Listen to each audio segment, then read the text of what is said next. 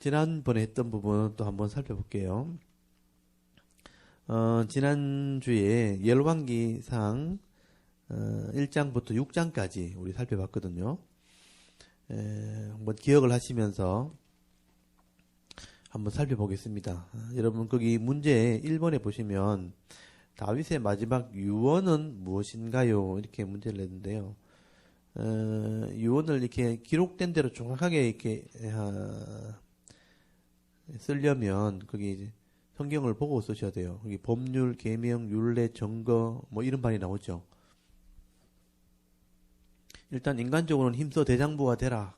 이렇게 남자답게 이제 사명 감당해라. 이렇게 하고 나서 이제 종교적인 신앙적인 얘기를 여기 이 말씀을 이렇게 강조를 해놓은 거죠. 법률이란 말과 계명이란 말과 율례란 말과 증거 다 이렇게 하나님 말씀을 의미한 거죠. 그러니까 모세의 율법, 이 율법을 왕으로서 반드시 기억하고 순종해야 된다. 그래서 모세의 율법에 기록된 대로 지켜라. 다윗이 왜 이런 유언을 했는지를 생각해 보셔야 돼요. 다윗은 이렇게 했기 때문에 하나님의 도우심을 경험하게 된 거예요. 왕으로서 사명을 감당하게 된 것이죠. 그래서 너도 이렇게 복을 받으려면 이 말씀은 기억해야 된다 하고 마지막 유언을 했다는 것은 세상에 있던 어떤 것보다 더 중요한 게 이거란 얘기예요.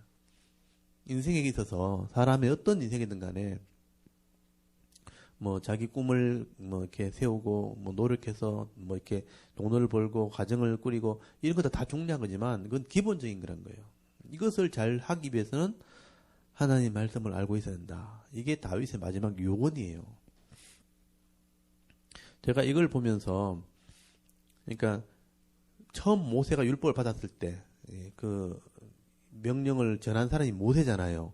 그 모세부터 말씀을 배웠던 사람들의 마지막 유언을 다 봤거든요. 근데 똑같아요.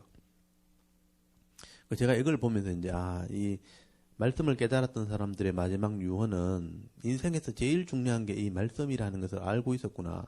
모세가 죽을 때 여호수아에게 이 율법을 배우고 가르치라 그랬거든요. 여호수아가 죽을 때 이 율법을 행하는 자가 되라고 백성들에게 설교했거든요. 마음을 하나님께로 향하라.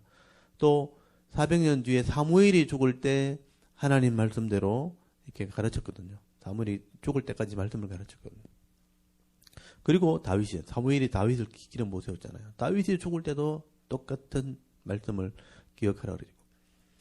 그리고 다른 선지자들도 마찬가지. 선지자가 죽을 때도 하나님 말씀을 가르치라 그랬고, 나중에 말라기도 마지막 4장 마지막 절에 보면 모세의 율법을 기억해야 된다.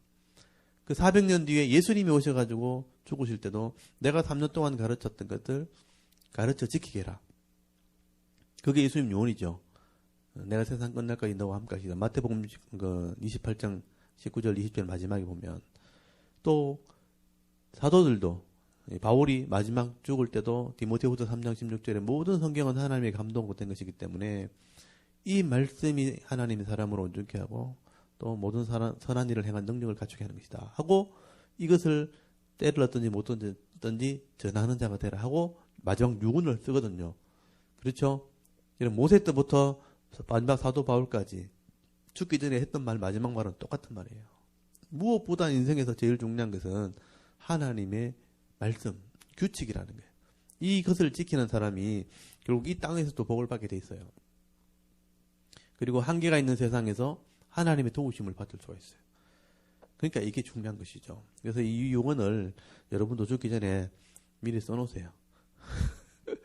내가 죽거든. 너희들은 이것을 꼭 기억해야 된다. 내가 이것 때문에 살았다. 이렇게 유언을 써놓으셔야 돼요. 그래서 이 유언이 중요하다는 거, 중요하니까 이게 써놨다는 거. 그래서 이 부분을 잘 살펴보시기 바랍니다. 이게 다윗의 마지막 유언입니다. 모세의 율법에 기록된 대로 다 지켜라. 앞에 그 법률, 계명, 율례, 증거 이게 복잡한 말이니까 모세의 율법에 기록된 대로 지켜라. 이게 유언이에요. 모세의 율법에 기록된 대로 지켜라. 하나님 말씀을 지키는 자가 되라. 이게 이제 유언이 되는 것이죠. 여러분들은 이제 어떻게 해야 되냐면 제가 모범 답안지를 알려드릴게요. 66권의 성경을 다 배우고 이것을 지켜 힘쓰고 가르치는 자가 되어 마지막 죽어라. 그렇게 써는 66권의 성경, 이렇게 해서 66권의 성경을 다 배우고 이것을 행하면서 가르치는 자가 되라. 네가 전하고 죽어라. 이렇게 유언을 하세요. 저도 유언을 그렇게 할게요. 제 묘비에다가 그래 써놔야 되겠어요. 여기에 오는 자는 66권 성경을 다 배우시오. 이렇게 써놔야 되겠어요. 이게 이제 인생에서 제일 중요하다 하는 것을 마지막 이 말씀을 깨달았던 사람들이 유언을 보면 알 수가 있습니다. 다음 2번 다윗은 죽기 전에 솔로몬에게 위험한 사람 두 사람을 지적하면서 그냥 두지 말라고 경고합니다. 이 두 사람은 누굴까요? 요압과 시므이죠. 항상 세상에는 악한 자가 있다는 겁니다. 여러분 세상에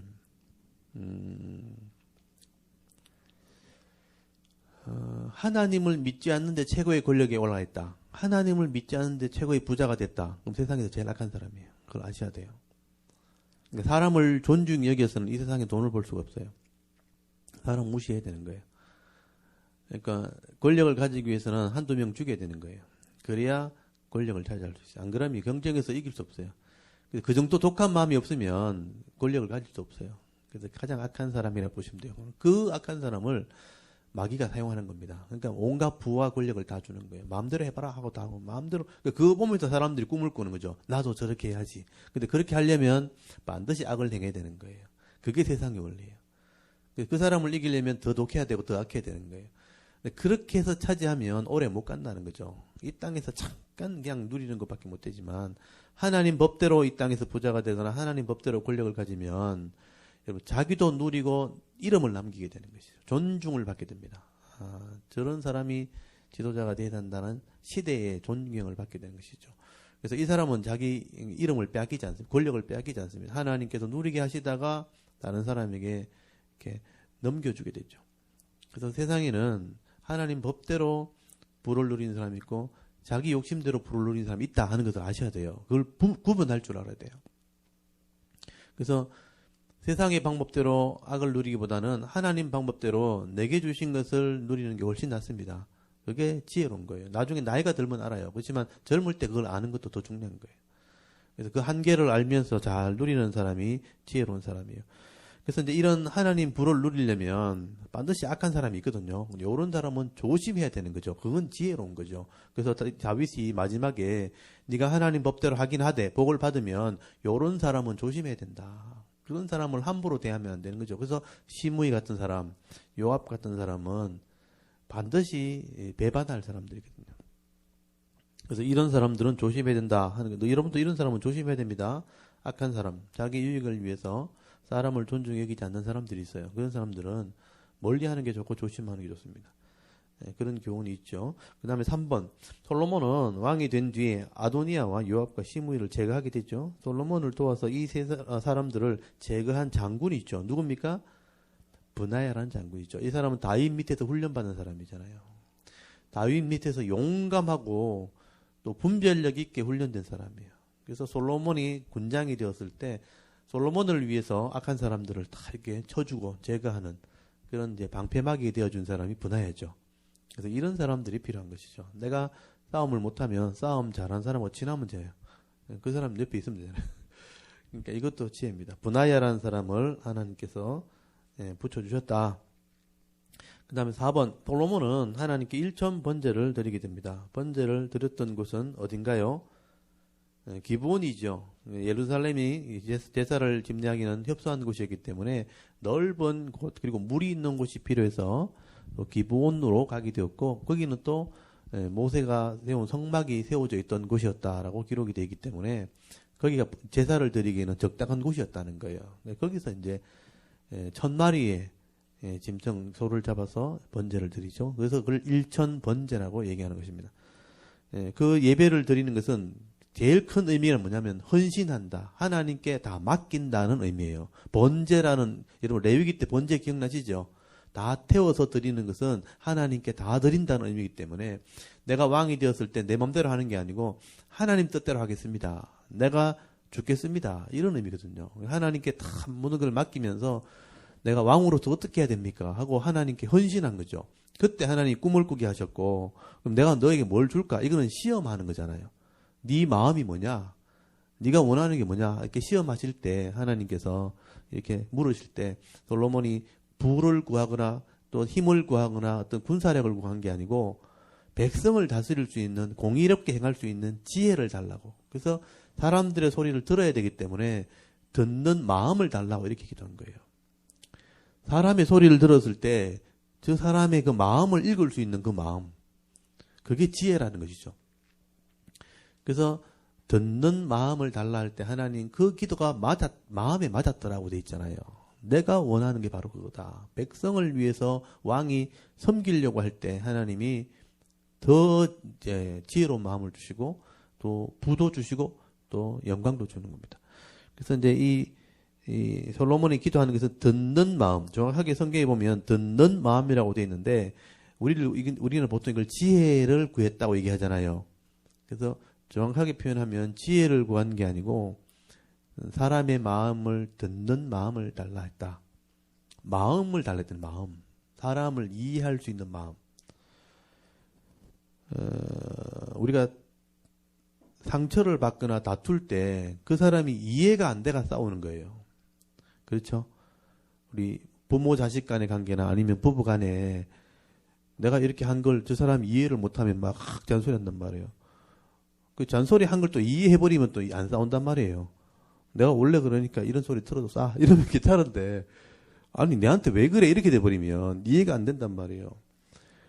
그래서 내가 이렇게 좀 서로 보기에 불편한 부분이 있을 때 아 나는 원래 그러니까 저렇게 해도 나는 뭐 괜찮아 싸 이러면 괜찮은데 내한테 왜 그러냐고 이해가 안 된다고 얘기하면 또 저쪽에서는 당신이 그렇게 하는 게 내가 이해가 안 된다는 거예요.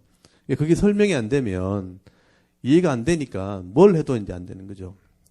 그러니까 마음이 이해가 안 되어지면 말로 설명하면 되는데 말로 설명이 안 되면 행동을 할 수밖에 없는 거죠. 집을 나간다든지 아니면 집을 던져버린다든지 물을 쾅 닫는다든지 아니면 그릇을 탁 던져 깨버린다든지 이런 식으로 행동을 하는 거예요.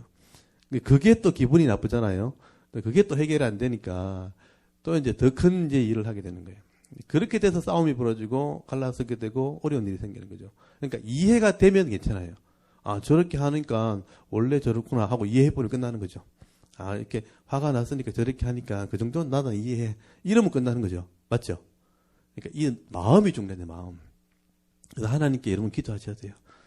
내가 저 사람들의 마음을 이해할 수 있는 마음을 달라고 그렇게 하시면 돼요. 그러면 절대 싸울 일이 없습니다.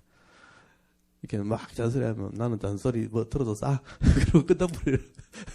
이해해 더해 이러면 아무 문제 없어요. 근데 그런 마음을 가지십시오. 그리고 이제 내가 이렇게 하면 저 사람이 불편해하겠지 하는 마음이 생겼잖아요. 그럼 미리 그렇게 행동을 안 하는 거예요. 그러면 기분 나쁘게 할 필요가 없는 거예요. 맞죠? 그러면 싸울 일이 없는 거예요. 평화를 유지하는 것이 가장 행복한 거예요. 그러니까 서로 다투거나 시기하거나 질투하거나 또 이제 이기려고 하거나 또 상대방의 이렇게 약점을 이렇게 파서 힘들게 하려고 하는 것이 다툼이 일어나는 것이니까 그걸 이해할 수 있는 마음을 가지면 어떤 사람도 이게 용납할 수가 있고 하나 되게 할 수 있는 것입니다. 솔로몬은 그런 마음을 가지게 된 거죠. 그래서 어떤 불편을 가지고 나온 사람도 들어보고 아 그거는 이렇게 하면 돼 하고 해결책을 딱 줘버리면 그 사람이 이해가 됐잖아요. 그러면 그 억울한 마음이 사라져 버리는 거예요. 그러면 평화가 되는 거죠. 평화. 그래서 이런 사람이 내가 할 수 없는 건데 왕은 권력 있고 힘이 있으니까 돈이 있으니까 해결해 줘 버리는 거죠. 해결해 줘 버리면 불편함이 사라지니까 평화하게 되는 거죠. 그러니까 나라가 다 평안하게 되는 거예요. 솔로몬이 그런 재판을 하고 그런 불편을 들어주고 그런 정치를 했다는 거죠. 그리고 이렇게 어려움 생기지 않으려면 미리 하나님 말씀을 순종해라 이렇게 가르쳐 주는 거예요. 그럼 하나님 말씀을 순종하다 보면 그런 악한 사람들을 이길 수 있고 대적들을 이길 수 있는 능력이 생기니까 어려움이 생기지 않는 거죠. 솔로몬에게 중요한 것은 듣는 마음이었다. 이런 마음을 달라고 기도하시고요. 네, 그런 마음으로 가정과 직장을 생활할 수 있도록 기도하시면 또 그런 사람이 늘어나도록 이런 마음을 가진 사람이 늘어나도록 기도하면 가능보다 편해요. 나만 넓으면 나만 안 싸울리지만 그 사람도 넓으면 같이 안 싸우잖아요. 같이 평화를 누리는 거예요. 상대방의 마음도 넓어지도록 기도하시면 돼요. 듣는 마음을 달라고. 이해할 수 있는 마음. 그러니까 나를 이해할 수 있는 마음, 저 사람을 이해할 수 있는 마음을 달라고 기도하십시오. 이게 나중에 나옵니다. 바다의 모래 같은 마음. 그 넓이가 바다의 모래 같은 마음. 그게 이제 지혜란 말이에요. 지혜. 저는 그것을 위해서 많이 기도합니다. 왜냐하면 목회자는 수많은 사람을 상대하기 때문에 내 마음이 맞는 사람이 아무도 없어요. 그걸 다 불편하게 생각해버리면 늘 짜증을 내고 되고 늘 불편하게 되고 앞에서는 웃고 뒤에서는 욕하고 이렇게 된다는 거죠. 그러면 힘들어서 못해요. 그래서 이해하는 거죠. 이해. 아, 이런 상황에서는 저렇게 될 수밖에 없겠구나. 그러면 이렇게 하면 되겠구나 하고 이해를 하면 기도해주고 또 서로 이제 도와주기도 하고 이렇게 하는 거죠. 그러면 좀 평화를 누리는 건데 평화가 안 되면 결국 마음이 불편하고 마음이 불편하면 몸이 힘들어지고 몸이 불편하면 분명히 병이 생기는 거죠. 잠도 안 오고 입맛도 떨어지고 면역성 떨어지면 병이 걸릴 수밖에 없어요. 그 병이 깊어지면 나중에 이제 돌이킬 수 없는 더 큰 병으로 갈 수밖에 없는 거죠. 이렇게 마음이 힘들어지면 생활도 힘들어지는 것입니다. 그래서 이 마음을 넓어지도록 늘 기도하시면 되죠. 솔로몬이 그것을 구한 것입니다. 그런 지혜를 가졌다는 게 참 행복한 거죠. 그 다음에 6번에 보시면 솔로몬이 하나님께서 주신 지혜로운 공의로운 재판을 한 것이 기록이 되어 있죠. 이건 한 대표로 이걸 기록해 놓은 거예요. 어떤 사람을 재판했나요? 두 창녀의 얘기죠. 이 많은 사건들을 해결했는데 그 중에 제일 대표적인 사건이 이 한 사건만 얘기하면 다 이해할 수 있는, 그래서 가장 비천한 사람, 그 시대에 가장 대우받지 못하는, 아무도 신경 쓰지 않는 그런 두 창녀가 당한 억울함을 솔로몬이 지혜로 풀어준 거예요. 그 아기를 잃어버렸는데, 자기 아기가 낳았는데, 자기가 이제 서로 양쪽 집에서 3일 만에 아기가 태어났잖아요. 두 창녀인데. 그러니까 아버지가 누군지 모르니까 자기들이 키운단 말이에요. 근데 아기가 잠을 자다가 아기를 눌러서 죽여버렸단 말이에요. 그 사람이 그걸 장례를 치렀으면 되는데 그 아기를 욕심이 생겨가지고 옆에 아기와 바꿔버리니까 내 아기는 안 죽었는데 죽은 아이가 옆집 아이가 내 몸에 있고 내 아기는 저쪽에 가 있으니까 억울하잖아요. 근데 아무리 얘기도 설명을 해도 그 사람이 이제 용납을 안 해주면 이 방법이 없잖아요. 그래서 솔로몬을 찾아갔단 말이죠. 그럼 이 아기를 잃어버린 이 어머니의 마음을 솔로몬이 이해를 한 거예요. 그리고 아기를 주지 않으려고 하는, 내 아기가 죽어버려가지고 내 아기를 이렇게 죽은 아기를 내가 이제 잃어버린 것을 대신하기 위해서 다 남의 아기를 훔쳐왔을 때 그 마음을 이해한 거예요. 그래서 그 두 마음을 다 이해했기 때문에 이것을 찾아줘야 된다. 그러면 어떤 사람이 이 아기를 죽이려고 할 때 마음이 더 괴로울까? 솔로몬이 다 계산을 해봤겠죠. 진짜 어머니라면 이 아기를 죽길 바라겠는가? 이 남은 아기를 죽길 바라지 않겠죠. 그래서 이제 그 아기를 죽이라고, 반을 잘라라고 명령을 내리면 진짜 어머니는 나설 거다. 이런 지혜를 하나님 주신 거잖아요. 그래서 아무도 생각하지 못했던 지혜를 이 사람들의 마음을 다 읽고 나니까 이렇게 하면 분명히 어머니가 나설 거다 하는 것을 솔로몬이 그렇게 계산을 한 거잖아요. 이 아기를 반 잘라서 죽여라 할 때 진짜 어머니는 죽이지 말라 하고 가짜 어머니는 죽이라 하고, 그럼 진짜 어머니 누군지 딱 구분이 가잖아요. 이렇게 이 어머니를 찾아냈을 때 하나님의 지혜가 솔로몬에게 있다 하고 칭찬을 듣게 되었다는 거죠. 이렇게 억울함을 풀어주는 왕이 되었다 하는 얘기를 하게 된 것입니다. 그래서 이 가장 비천한 자에게 재판을 하는, 이것을 통해서 하나님의 지혜가 임한 것을 증명하는 이 솔로몬의 모습이 기록된 것입니다. 여러분이 이런 지혜를 가지고 있다면 이 땅에 여러 가지 어려운 일이 생길 때 다 해결할 수 있는 하나님 마음을 주시는 거죠. 당황하지 않고 문제가 생겼을 때 분명히 답이 있다, 이런 마음을 가지고 어려움 생겼을 때 막 이렇게 지혜로 행동하면 그 지혜롭게 하는 그 모습을 자녀들이 다 보잖아요. 그러니까 자녀들도 보고 배우는 거죠.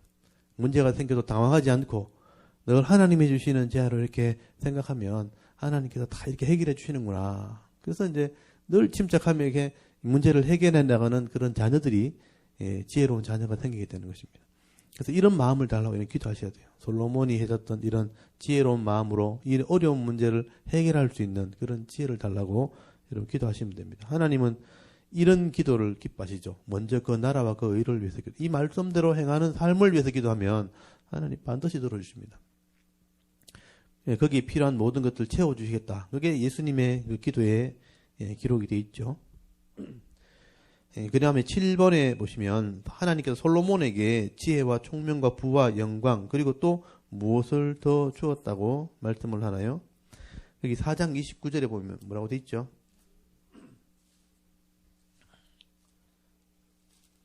저는 답을 적었는데 이 답이 맞는지 확인을. 바다의 모래 같은 넓은 마음입니까? 맞습니까? 여기 보시면 하나님께서 지혜도 주시고 총명도 주시고 이걸 할 수 있도록 부와 영광도 주었는데 거기에다가 넓은 마음을 주셨다 하는 거 나오죠. 이게 여러분에게 필요한 거예요. 우리 성도에게 이게 필요한 거죠. 넓은 마음을 주셨는데 바다의 모래 같은 마음이라 이 비유죠.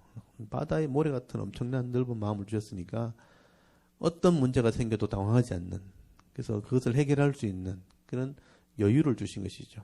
그래서 죽는 일이 와도 당황하지 않고 받아들일 수 있는 그런 넓은 마음이 된 것이죠.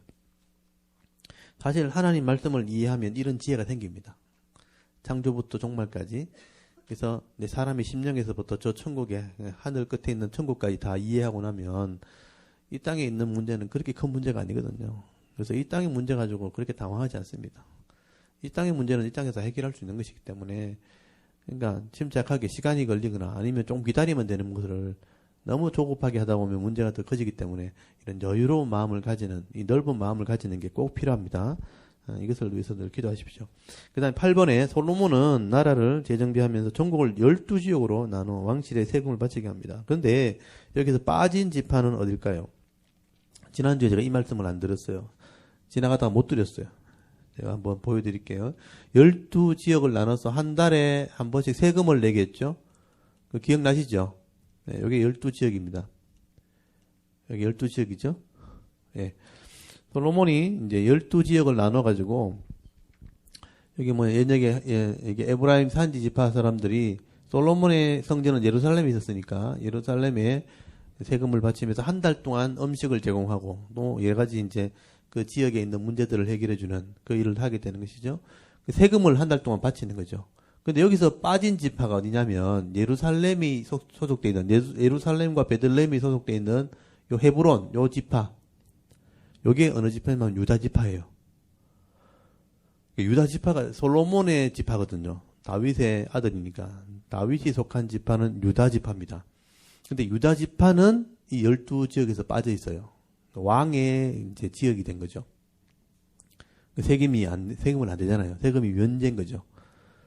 그러면 이제 시간이 지날수록 다른 12지파 사람들이 유다 지파 사람들에게 조금 불만이 생기죠. 너희들은 왜 세금 안 내냐? 왕은 왕이니까 안 낸다 치도 그 밑에 유다 지파 사람들 있잖아요. 그 사람들은 덕을 보는 거예요. 예, 한 달, 1년 내도록 세금을 안 내니까. 그래서 이제 여기서부터 이제 조금 불만이 쌓이기 시작한 거예요. 그래서 나중에 지역이 나눠질 때 10지파와 2지파가 나눠질 때 유다 지파를 중심으로 베냐민이 바로 여기 있잖아요. 베냐민은 유다 쪽으로 이제 붙게 돼요. 그래서 2지파와 10지파로 나눠지게 되는 거죠. 그래서 그런 불만이 내 쪽으로는 쌓이게 되었다 하는 것을 말씀을 하게 되는 것이죠. 그래서 유다 지파는 솔로몬의 지파이기 때문에 조금 혜택을 입었다. 그렇게 보시면 됩니다. 그 다음에 9번에 보시면 솔로몬의 지혜는 뛰어나서 잠언 3000가지를 말했다고 되어 있고, 노래는 몇 편을 지었나요? 105편이라고 되어 있죠. 1005편. 예, 1005편을 지었다. 1005개의 시를 지었다는 거예요. 그러니까 시집을 몇 권을 낼 수 있겠죠. 우리도 이제 좀 감성이 있는 사람들은 시를 쓰기도 하잖아요. 시라는 게 뭐 별게 아니에요. 있는 마음에 있는 것을 표현하는 것들이에요. 그 표현하는 단어가 조금 고급지기도 하고 좀 이렇게 평범하기도 그런 차이지, 마음에 있는 것들을 이렇게 표현하는 것은 누구나 할 수 있는 거예요. 근데 이제 여유가 없으면 못 하는 거예요. 그럼 바쁘고 막 쪼달리고 힘들고 이러면 못 하는데, 마음의 여유가 있으면 평범하게라도 시를 이렇게 쓸 수 있어요. 시를 쓰면 이제 가사가 나오잖아요. 가사에 곡을 붙이면 노래가 되는 거예요. 그래서 이제 시를 쓰는 은사가 있는 사람이 있는가 하면 또 곡을 쓰는 은사가 있는 사람이 있어요. 노래를 지을 수 있는 은사. 그래서 그 사람이 만나면 이제 노래가 이제 만들어지는 것이죠. 그래서 이거는 은사로 주어지는 것이라서 여러분이 여유가 있을 때 이런 하나님을 만난 감동이라든지 인생을 살았을 때 은혜라든지 이런 것들 글로 많이 남겨두시면 누군가는 그것을 또 노래를 만들면 되는 거죠. 오늘날의 찬송이 되는 것이죠. 여러분도 그렇게 한번 여유롭게 이 땅에 있는 동안 한번 해보십시오. 평생 살면서 노래 한번 이렇게 못 만들어보고 솔로몬은 1005개를 만들었다는데 우리도 한번 이렇게 여유가 있을 때 한번 만들어 보시면 어떨까. 이렇게 노트 같은 거 하나 사가지고 한번 써보는 거예요. 이렇게 오늘은 참 좋았다. 그게 노래가 될 수 있어요. 그래서 그걸 붙이면 노래가 되는 것입니다. 솔로몬은 1005개의 시를 지었습니다. 10번 성전을 짓기 위해 백향목과 잣나무를 제공한 두로 왕은 누구일까요? 히람이라는 사람이죠. 다윗 때부터 친했던 사람이고 다윗이 부탁을 했던 사람인데 솔로몬 때 실제 성전을 건축을 해주게 됩니다. 히람이라는 사람입니다. 여기 11번에 보면 솔로몬은 성전 건축하는데 몇 년이 걸렸나요? 7년이 걸리죠. 7년. 굉장히 오랜 시간이 걸렸죠. 그 다음에 12번에 보시면 솔로몬은 왕궁을 건축하는 데는 몇 년이 걸렸나요? 13년이 걸렸습니다. 왕궁은 좀 더 크기 때문에 13년이 걸렸죠. 합치면 20년이죠. 13번 솔로몬은 성전을 지으면서 기존의 성소보다 훨씬 크고 화려하게 성전을 짓게 됩니다. 이런 성전의 모양은 어디에 영향을 받은 것인가요? 페니키아, 그러니까 두로 시돈 지역을 이제 베니게라고 베니게라 그러는데 이거를 이제 페니키아라고 그래. 페니키아 사람 두로 사람 히람이 성전을 건축을 했기 때문에 거기 문화적인 어떤 영향을 받았다라고 볼 수가 있는 것이죠. 그 성전이 굉장히 화려하게 지어졌다 하는 것을 알 수가 있습니다. 좀 이따 제가 성전 모양을 한번 보여드릴게요. 그 다음에 족보 뒤에 넘어가면 이거는 족보는 외우셔야 되기 때문에 또 한번 반복을 해보는 겁니다. 창조 이후에 아담부터 홍수 심판까지가 이제 원역사라 그래요. 원시 역사. 그게 아담의 10대 손이 거기 포함되어 있는데 아담서부터 노아까지 요건 이제 외우셔야 됩니다. 아담의 아들은 누굽니까? 기억하시죠? 요거는 다 기억할 거예요. 셋 아들은 안 보고 하시면 돼요. 에노스. 여호와의 이름을 불렀던 사람이죠. 에노스의 아들은 게난. 게난의 아들은 마할랄렐. 마할랄렐의 아들은 야렛. 야렛의 아들은 에녹. 에녹의 아들은 무두셀라. 무두셀라의 아들은 라멕. 라멕의 아들은 노아. 여기까지는 외우시면 돼요. 그래서 아담, 셋, 에노스, 게난, 마할랄렐, 야렛, 에녹, 무두셀라, 라멕, 노아. 그리고 홍수 심판으로 다 죽었습니다. 그리고 땅에 다 묻혔고 살아남은 사람들이 새로운 역사가 시작되죠. 이게 인류의 새로운 진짜의 출발이에요. 그 셈, 함, 야벳 중에서 셈이 예수님 족보에 들어 믿음을 가지게 되고 함이 세상에 죄를 짓는 후손이 되는 겁니다. 함의 후손이 애굽과 가나안이에요. 그걸 알고 계셔야 돼요. 그래서 이 셈의 아들 속에서 10대 손이 처음으로 하나님께 이제 약속하는 백성이 되는 거예요. 아브라함까지. 그래서 셈에서부터 아브라함까지가 10대 손이에요. 그 셈의 10대 손이 또 중요하기 때문에 이름을 알고 있어야 돼요. 셈의 아들은 이름이 특이하죠. 아르박삿. 아르박삿의 아들은 셀라. 셀라의 아들은 에벨. 에벨의 아들은 벨렉. 벨렉의 아들은 루의 아들은 수룩. 수룩의 아들은 나홀. 나홀의 아들은 데라. 데라의 아들은 아브라함. 그래서 아르박삿. 그래서 삿이 시옷이잖아요. 셀라. 여기는 이제 리얼이지만 에벨 해야 돼요. 에벨. 여기서부터 벨이니까 벨렉. 벨렉이니까 루우니까 수룩. 이렇게 내려가는 거예요. 수룩 다음에 나홀, 데라, 아브라함. 아브라함이 처음으로 하나님과 약속을 하게 돼요. 이제 나라를 주겠다는 거예요. 땅과 자손을 주겠다. 그 약속대로 이스라엘이 나왔고, 그리고 거기서 이제 왕이 나오게 되는 얘기가 나오게 된 거예요. 그래서 아브라함의 아들이 백세에 낳은 이삭이고요. 이삭의 아들은 야곱. 야곱에게서 이스라엘이 나온 거예요. 야곱의 다른 이름이 이스라엘이잖아요. 거기 12아들이 나왔고 그 12아들에서 사실은 레위가 나오고 레위에서 모세가 나오고 모세가 지도자가 돼서 하나님과 언약해서 이스라엘 나라를 세우게 되거든요. 근데 그 12아들 중에 믿음을 가진 사람은 유다이거든요. 유다에게서는 예수님 족보가 나온 거예요. 유다의 아들은 베레스, 베레스의 아들은 헤스론, 헤스론의 아들은 람의 아들은 아미나답, 아미나답 아들은 나손, 나손의 아들이 나손이란 사람이 그 12지파 중에 천부장, 유다의 천부장이에요. 중요한 사람이에요. 나손의 아들이 여리고 정탐꾼이었던 살몬. 살몬이 라합하고 결혼해가지고 보아스를 낳고 보아스이 룻과 결혼해서 오벳이 나고 오벳이 이세를 낳고 이세가 다윗을 낳아서 왕이 된 거고 다윗이 솔로몬을 낳고 솔로몬이 우상을 섬기는 바람에 하나님이 경고하려고 나라를 둘로 나눈 거예요. 그래서 북쪽 이스라엘이 이제 10지파를 가졌지만 망했다는 얘기를 하게 되는 거예요. 그러니까 물질이 나라를 만드는 게 아니라는 의미예요. 역사적인 의미가. 그래서 여로보암이 금송아지 만들었잖아요. 그래서 여로보암이 금송아지 만드는 바람에 책망을 했는데 나답 때 똑같이 금송아지 만드니까 하나님이 심판해 버렸죠. 그러니까 이 여로보암과 나답은 하나님이 심판한 거예요. 그래서 바하사를 들어서 심판했죠. 바하사와 엘라가 또 금송아지 생기니까 시므리를 들어서 심판한 거예요. 시므리가 악을 행하니까 오므리를 통해서 심판해 버린 거죠. 그래서 오므리도 또 더 큰 우상을 섬기니까 예후를 통해서 심판해 버린 거죠. 오므리 아들이 좀 나오잖아요. 오므리, 아합, 아하시야, 요람이잖아요. 예후 왕조가 심판해 버렸죠. 예후 왕조가 잘했기 때문에 4명의 아들을 준 거잖아요. 여기가 이제 중반쯤 돼요. 요아스, 여로보암, 미세, 스가랴. 왕위는 지켜줬지만 타락을 해야 되잖아요. 그러니까 이 사람들이 나라가 안전한 상태에서 하나님이 지켜줬으니까 부하게 되었는데 이 부를 나누지 않고 착취하게 되니까 사람들이 전부 다 왕 되고 싶은 거죠. 그래서 이때부터는 서로 왕 되려고 치고받고 싸우기 시작한 거죠. 그 스가랴가 딱 죽자마자 살룸이 죽여버렸죠. 살룸을 머나햄이 죽여버린 거죠. 서로 왕 되려고 자기들끼리 싸운 거예요. 앞에서는 하나님이 심판한 것이지만 여기서는 자기들이 왕 되려고 싸운 거예요.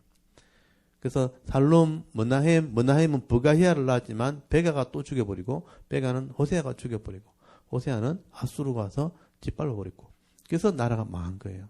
그래서 이거는 반역의 역사들이죠. 하나님께서 기회를 주었는데 물질을 주었는데 또 힘도 주었는데 타락하게 되니까 서로 죽고 죽이는 일들을 하다가 망하게 된 그게 어떤 세상의 어떤 왕들의 모습과 똑같아요. 근데 밑에는 좀 약하지만 믿음을 가진 거죠. 그래서 솔로몬의 아들은 그 솔로몬의 부인들 때문에 무상을 섬겼어요. 그래서 악한 왕, 로보암, 악한 왕, 아비암까지는 악을 행했어요. 그러니까 이걸 새롭게 한 사람이 아사거든요. 아사. 이 첫 번째 개혁, 아사. 근데 나중에 나이가 들어서 하나님을 배반하게 됩니다. 이것까지 못 갔죠. 그래서 다리에 병들어 죽을 거예요. 병들었는데 하나님께 구하지 않았죠. 그 요사밭이 두 번째 이제 이어받아서 개혁을 했는데 이 사람은 아합과 사돈을 맺는 바람에 우상이 들어와 버리는 거예요. 그래서 그 아들들이 타락하게 되죠. 그래서 요람 아들이 아달랴하고 결혼해가지고 아하시아를 낳았는데 아하시아 당연히 우상을 섬겼죠. 그래서 여러분 이 첫 번째 요람은 아달랴하고 결혼했던 이세벨 딸과 결혼한 이 요람은 마지막에 창자가 흘러나서 죽어요. 그러니까 이 왕들 전체 왕들 중에 제일 비참하게 죽은 사람이 요람이에요. 우상을 섬긴 사람. 그 아하시아는 예후한테 칼에 맞아 죽어요. 그리고 아달랴가 잠시 아들 나중에 왕이 됐잖아요. 아달랴도 도망가다 칼 맞아 죽고요. 그 아들 요아스는 나중에 우상 섬기다가 자기 부하한테 칼 맞아 죽어요. 그 밑에 아마시아까지가 우상을 섬기다가 밑에 부하한테 칼 맞아 죽어요. 그러니까 이 집안들은요 전부 다 창자가 흘러나오든지 칼 맞아 죽든지 다 비참하게 죽은 사람들 요까지가. 그래서 요사반 밑에 요람부터 아마시아까지는 다 비참하게 죽은 안 좋은 남쪽의 왕들. 여기서 딱 이제 후반전을 시작한 게 우시아예요. 우시아가 세 번째 개혁을 해서 다 바꾼 거예요. 근데 우시아는 다 잘했는데 나중에 문둥병 걸려주고 있잖아요. 교만해가지고. 너무 잘 되니까 교만한 게 사람은. 문둥병 걸려 죽고 요담은 제대로 별로 한 게 없고 그 다음에 이제 악한 왕이 하나 나왔고요. 이 악한 왕을 마지막으로 뒤집어서 마지막 개혁 히스기야가 네 번째 마지막으로 개혁한 거죠. 근데 히스기야도 잘했는데 마지막에 15년 더 사는 바람에 교만해가지고 병이 낫는 바람에 교만해가지고 15년 더 살았잖아요. 그때 이 므낫세를 제대로 안 키워가지고 이 므낫세가 나라를 망하게 만들었어요. 마지막에 므낫세 때문에 망하게 되었고, 그 다음에 아몬, 아카나이고요. 요시아가 망한 나라를 위해서 일꾼을 키우려고 하나님이 쓰셨고요. 요시아. 그 다음에 요시아가 죽고 난 뒤에 여호아하스는 애굽에 잡혀가고 죽고, 여호야김 북쪽이 첫 번째 바벨론 포로, 여호야긴 두 번째 바벨론 포로, 시드기야가 세 번째 바벨론 포로가 돼서 망하게 된 거죠. 그래서 이제 바벨론 가서 새롭게 회개하고 돌아오는 게 바벨론 포로 이후가 되는 거예요. 돌아와도 뭐 또 타락을 하게 됐지만 에스라 느헤미야가 또 성전과 성벽을 짓고 또 말라기까지 갔지만 또 타락하게 됐죠. 그 뒤에 이제 400년간에 태어난 사람들은 성경에 기록되어 있지 않지만 14명의 왕이 나오죠. 여고자부터 14명의 왕은 요거 역사가 끝나면 그때 또 정리를 해드리겠습니다. 그렇게 해서 역사를 쭉 살피고 나면 하나님께서 왜 이렇게 이스라엘 백성들을 이렇게 훈련시켰는가 하는 것도 알게 되는 거예요. 그래서 이 족보가 그래도 중요합니다. 여기까지 다 외우셨죠? 이렇게 스스로 언제든지 물으면 이야기할 수 있도록 이렇게 이걸 좀 잘 이걸 정리 잘 해놓으시면요. 평생 여러분 성경 읽을 때 도움이 됩니다. 반드시 그렇게 하시기 바랍니다. 다음에 우리 이제 진도를 한번 나가볼까요? 지난번 6장까지 했죠. 열왕기 상서 6장까지 했는데요. 이 솔로몬이 정치가 어느 정도 활성화되어지고 모든 것이 좀 안정이 되었을 때 이제 성전을 이제 건축을 하게 됩니다. 솔로몬의 정치의 특징이 건축이 건축. 나라는 하나님이 지켜주셨으니까 안전하게 되었죠. 주위 나라들이 굴복을 하게 되었고, 다윗의 그 역량을 그대로 이어받은 거죠. 다윗이 주위 나라를 다 굴복시켜놨잖아요.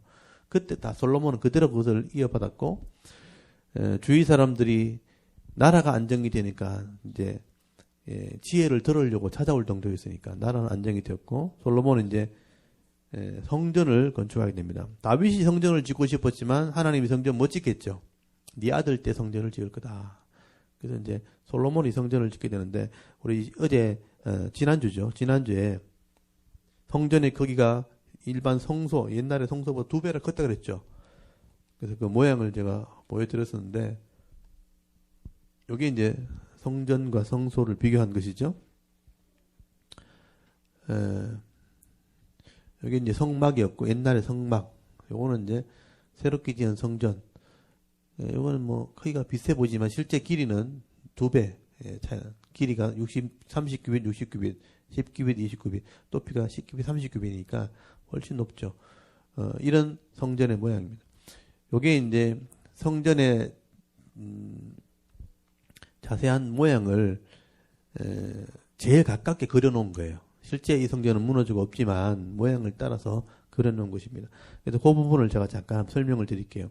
이 성전은 보통 이렇게 설명이 되어 있다 하고 넘어가거든요. 근데 요거를 이제 너무 잘 그려놔가지고 제가 성전의 모양이 이랬을 거다 하는 것을 제가 설명을 좀 드릴게요. 거기 6장 딱 펴놓으시고 6장 1절 끝에 보시면 성전 건축하기를 시작하였더라. 여기 줄을 쳐놓으시고 2절에 크기가 나오죠. 60규빗, 길이가 60규빗, 그다음에 너비가 20규빗, 높이가 30규빗.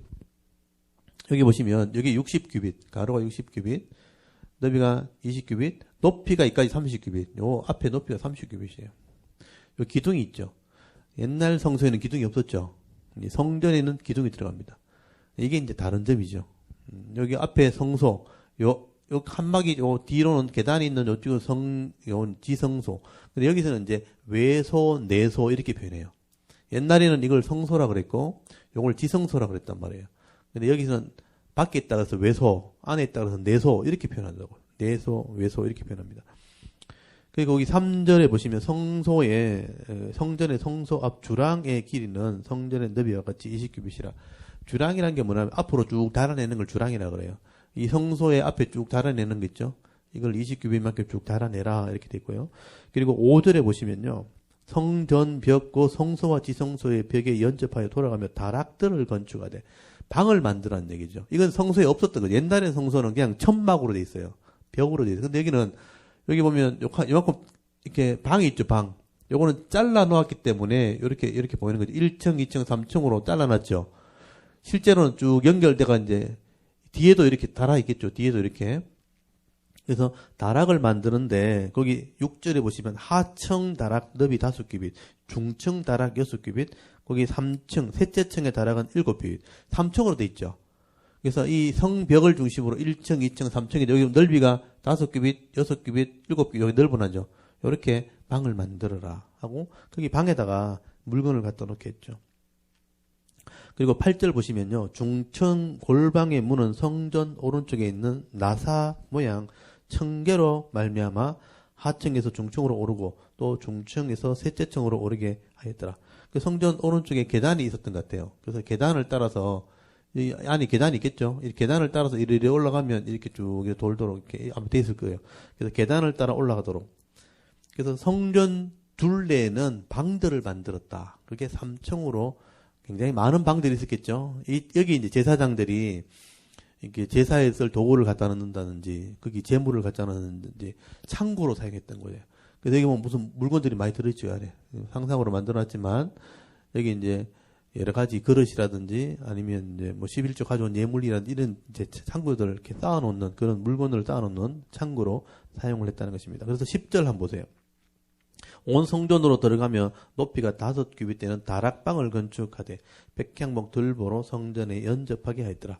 그래서 많은 방들을 만들었다라고 기록이 되어 있고요.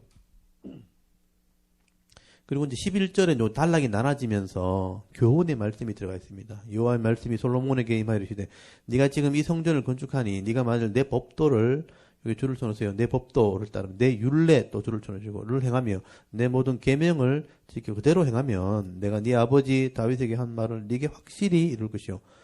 내가 또 이스라엘 자손 가운데 거하며 내 백성 이스라엘을 버리지 아니하리라. 이게 하나님 약속이죠. 내 법도 내 율례 내 모든 계명을 지켜 그대로 행하면 내가 너희를 버리지 아니하리라. 이 성전을 건축할 때 하나님께서 이런 말씀을 주신 거예요. 성전은 오늘날을 예배 드리는 교회잖아요, 교회. 이 교회를 이렇게 세울 때 하나님 말씀대로 하면 하나님이 지켜주시겠다고 약속이 되어 있어요. 사람이 욕심대로 하면 안 된다는 거예요. 또 뭐 몇 사람이 모여가지고 사람의 어떤 영광을 위해서 뭐 사람의 뜻을 이루려고 이렇게 교회를 세우는 게 아니라 하나님 말씀대로 하는 것이다 하는 것을 말씀하죠. 14절에 보면 솔로몬이 성전 건축하기를 마치고 이렇게 성전 건축을 마쳤다고 되어 있지만 또 뒤에 설명이 계속 나옵니다. 15절 보세요. 백향복 널판으로 성전의 안벽 곧 성전 마루와 천장까지 벽에 입히고 이게 뭐냐면 안에 인테리어. 그러니까 이 지금 돌로 지게 쌓아놓고 안에는 나무로 판을 이게 지금도 우리 벽에 보면 이게 판넬이라는 게 붙어 있잖아요. 똑같은 거예요. 우리 판넬을 뭘 하나 따라서 이 비용이 차이가 나요. 고급 판넬을 쓰면 여기 허범재를 쓴다든지 하게 되면 굉장히 비용이 많이. 지금 우리 교회는 이게 통으로 된 방에 그냥 벽을 쳐가지고 원래는 나무로 이렇게 벽을 해야 되는데 여기는 이제 스폰지가 그러니까 뭐 스티로폴을 들었는 이렇게 싼 판넬을 쓴 거거든요. 그때는 비용이 없어가지고 거기다가 스코보드를 떼고 원래는 이제 여기 좀 소범재를 탁 쳐야 되는데 지금 그냥 도배를 해버렸어요. 도배. 그냥 도배를 하니까 지금 도배했는 종이가 말라가지고 표시가 나죠. 이게 싼 게 티가 나는 거예요. 이렇게. 원래 좀 비싼 걸 써서 티가 안 나게 되는데 싼 게 티가 나는 거죠. 이쪽이 하고 차이 나죠. 이게 말라서 그래요. 그래서 여기 솔로몬은 뭘로 했냐면 솔로몬은 여기 금으로 바른 거예요. 이렇게. 솔로몬은 나무를 일단 해놔놓고 한번 보세요. 나무로 이렇게 내장을 딱 쳐놔놓고 금으로 입힙니다. 거기 아까 15절에 백향목 널판으로 먼저 안을 대라 그랬잖아요. 내장재를 딱 떼놔놓고 그 다음에 여기 20절 한가 보세요. 내소 안은 내소는 아까 안쪽 지성소거든요. 길이가 20규빗, 너비가 20규빗, 높이 20규빗. 그러니까 정사각형, 정육면체 사각 20규빗, 20규빗, 20규빗이죠. 그리고 21절 솔로몬이 정금으로 외소 안에 입히고 여기 정금이지 순금으로 외소 그랬잖아요. 외소니까 밖에 있죠. 여기 보시면 금으로 다 있잖아요. 여기 외소가 금으로 다 덮였죠. 나무로 쳐놔놓고 금을 다 덮은 거예요. 보세요. 그리고 내소 앞에 금사슬을 건너 지르고 내소를 금으로 입히고 내소 지성소 안에도 예, 금을 다 입히고, 예. 여기도 금을 다 입히고, 그 다음에 22절, 온 성전을 금으로 입히기를 마치고, 내소에 속한 제단의 전부를 금으로 입혔다. 그러니까 안에 내장재를 다 순금. 순금으로 다 입힌 거예요. 그러니까 들어가면 막, 번쩍번쩍 하겠죠. 순금이니까 전부 다. 여러분은 뭐, 이렇게 반지 하나, 귀걸이 하나 이렇게 딸랑 이렇게 끼고 다니는데, 그걸 벽면에 다 발랐어. 그래서 어디 갔어, 이거? 사라지고 없어요, 갑자기. 예, 여기 있어. 예, 일단 순금으로, 나무를 하고 순금으로 칠했어요. 그 다음에 23절에 보시면, 내소, 이제 지성소죠. 감람나무로 두 그룹을 만드는데, 그 높이가 각각 10규비야. 두 그룹이 뭐냐면 천사. 나무로 일단 천사를 깎아서 만들어요. 그러니까 이 안에 보면 여기 천사 모양 있죠? 두 천사 있죠? 요걸 이제 감람나무로 깎아서 만들어요. 그 크기도 다 나와요. 24절 한 그룹은 이쪽 날개 5규빗, 또 저쪽 날개 5규빗, 10규빗이죠? 합치면. 그래서 이제 10규빗 날개가 되는 5규빗 되는 날개를 만들어가지고 그 높이다. 26절에 그 그룹 높이가 10규빗. 10규빗이면 한 규빗이 50cm거든요.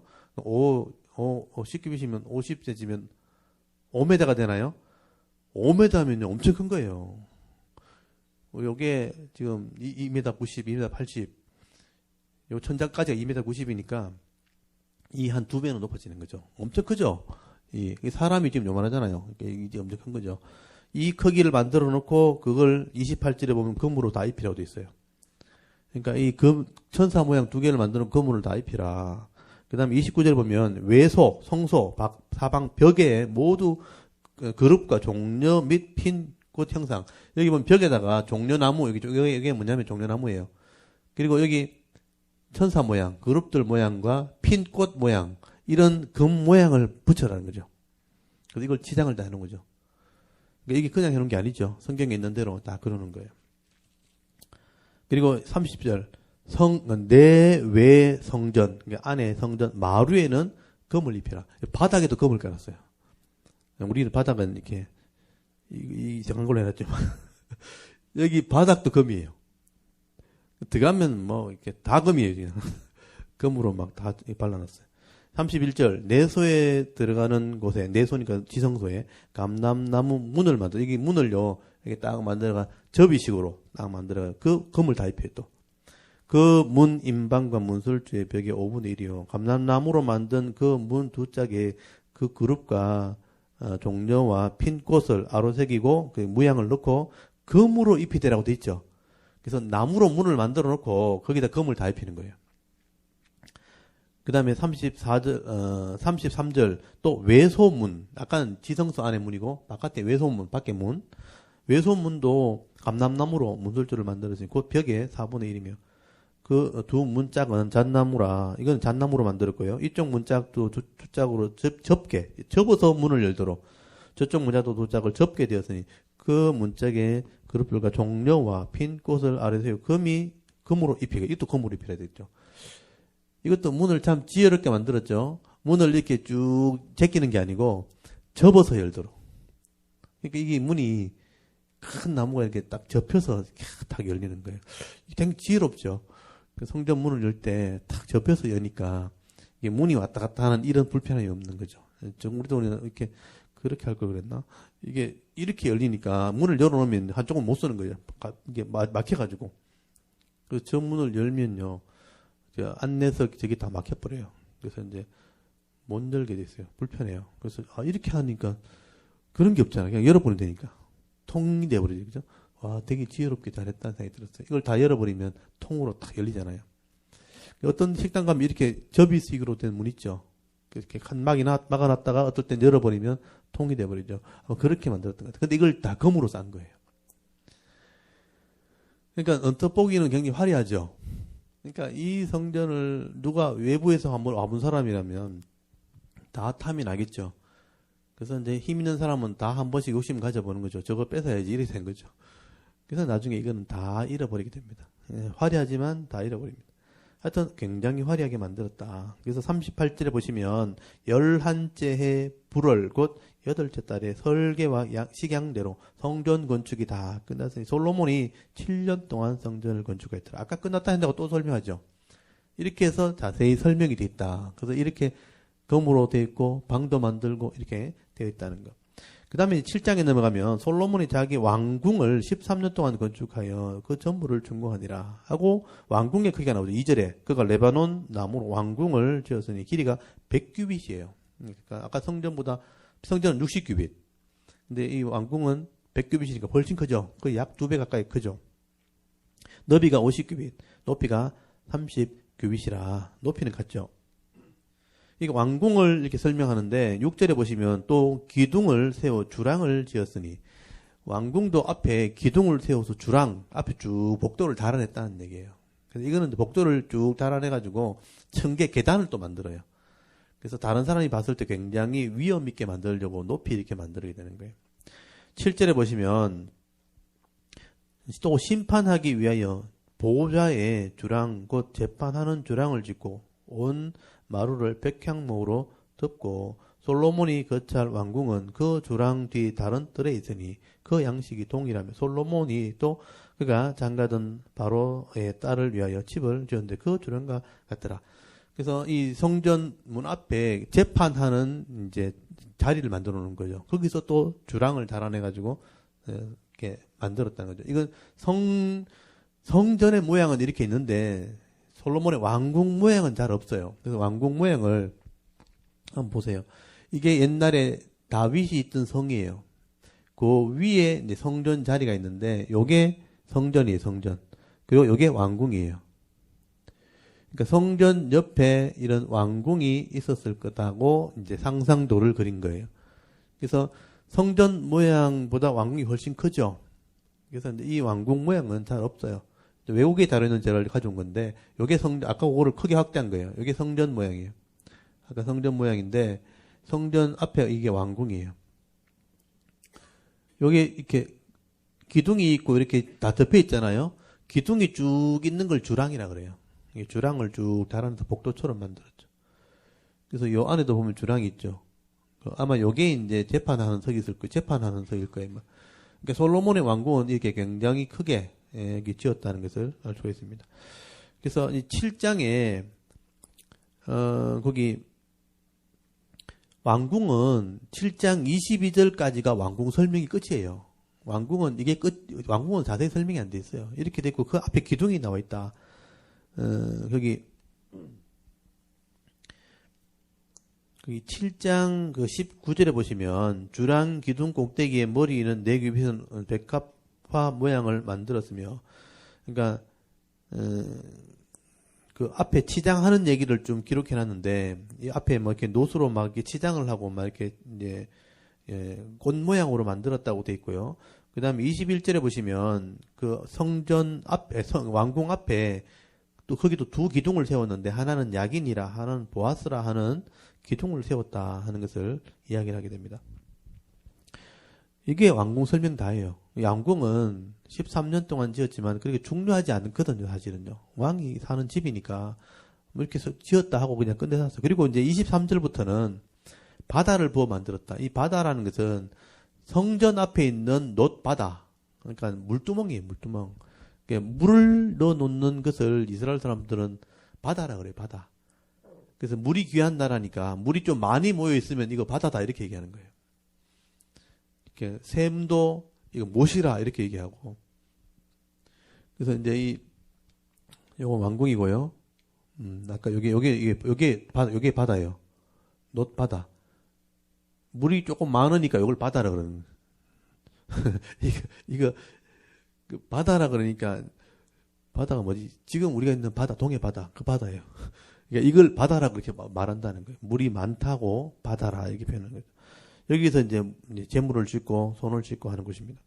그리고 이제 작은 놋바다가 있죠. 요거는 이제 물두멍이라 그러는데 이 물두멍을 또 이렇게 6개씩 둘, 넷, 6개 이렇게 양쪽에 6개씩 12개를 만들게 되는데 여기 요 큰 거 빼고 요거 5개씩 이제 10개. 거기 27절에 보시면 노수로 받침술의 열을 만들었으니. 그러니까 이게 너무 무거우니까 못 움직이잖아요. 그래서 거기에 수레를 만들어서 다 한 개씩 얹어놓은 거예요. 그 수레를 밀면 이 물두멍을 옮길 수 있도록.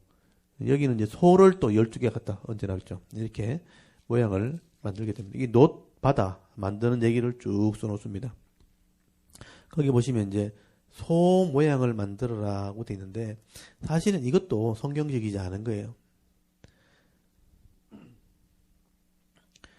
원래 하나님 성전에 어떤 형상도 만들지 말라 그랬잖아요. 근데 지금 소 형상을 만들어 놨잖아요. 그렇죠? 이 소는 애굽에서 신이었어요. 하토스라고 하는 암소신이거든요. 그러니까 이런 소의 모양을 가지고 받침을 만들거든요. 그러니까 이것도 사실 성경적이지 않은 거죠. 근데 이제 모양으로 그렇게 만들게 됩니다. 그리고 거기 아까 7장 25절에 보시면 그 바다를 소 12마리가 바쳤으니 하는 말 나오죠. 그러니까 소의 모양을 만들어서 12마리를 거기 바치는 받침대처럼 만들어라고 솔로몬이 한 건 아니죠. 히람이 이렇게 한 것이죠. 히람이 명령을 내서 이렇게 노선을 가지고 하는 기술은 히람이 했다고 기록이 되어 있어요. 어디 나오냐면 앞에 나오는데 요건 제가 아까 안 읽었지만 7장 13절 한번 보세요. 솔로몬 왕이 사람을 보니 히람을 두로에서 데려오니 그는 납달리 지파 과부의 아들이요 그의 아버지는 두로 사람이니 놋쇠 대장장이라. 그러니까 놋을 잘 다루는 그런 기술자라는 거예요. 놋쇠 대장장이. 이 히람은 모든 놋 일의 지혜와 총명과 재능을 구비한 자이더니 솔로몬 왕에게 와서 그 모든 공사를 하니라. 그래서 놋으로 된 건 이 사람이 다 한 거예요. 놋 기둥, 또 놋 바다, 또 놋 물두멍 이런 거 있잖아요. 이 사람이 다 제작을 한 거예요. 이 사람이 놋 기술자예요. 그래서 이 놋을 주로 만들었다 하는 얘기를 써놓은 겁니다. 그래서 거기 38절까지 가보시면 또 물두멍 10개를 놋으로 만들었는데 아까 큰 거 외에 10개를 양쪽에 따로 만들었죠. 왜냐하면 제사를 많이 드리기 때문에 많은 물이 필요했다고요. 손을 씻어야 되고 재물을 씻어야 되기 때문에 이런 물두멍을 만들게 됩니다. 그리고 40절에 보시면 히람이 또 물두멍과 부삽과 대접을 만들었더라. 이와 같이 히람이 솔로몬 왕을 위하여 여호와의 전에 모든 일을 마쳤으니. 또 일을 마쳤다고 돼 있죠. 아까 성전 끝냈다고 해놓고 또 설명하죠.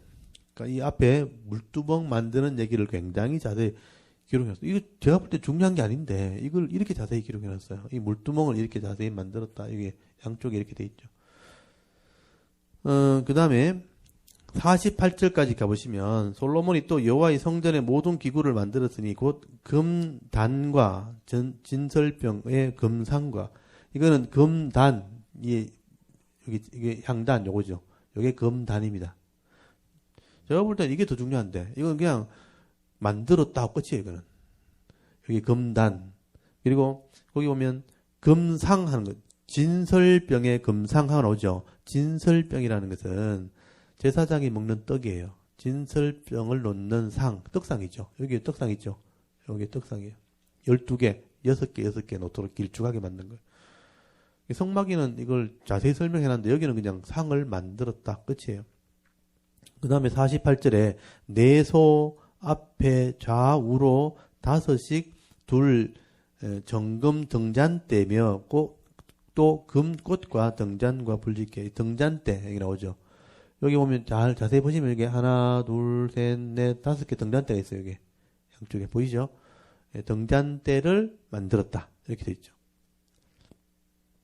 그리고 그에 사용되는 뭐 불집게, 대접 이거는 이제 번제를 드릴 때, 불을 피울 때, 재물을 끄집어낼 때 이럴 때 쓰는 것들이거든요. 그런 도구들을 만들었다고 말씀을 하게 되는 것입니다. 그래서 이제 51절에 보시면 솔로몬 왕이 여호와의 성전을 위하여 만든 모든 일을 또 마쳤다고 돼 있죠. 계속 마치죠. 다 설명해놓고 또 마쳤다. 마친지라 이에 솔로몬이 그 아버지 다윗이 드린 물건 곧 은과 금과 기구들을 가져다가 여호와의 성전 곳간에 두었더라 하고 이제 끝이 난 거죠. 요까지가 성전과 왕궁 공사하는 내용이 다 설명된 거예요. 근데 이제 대부분 사람들은 그냥, 이건 뭐 성전 만들었고 그냥 넘어가 버리죠.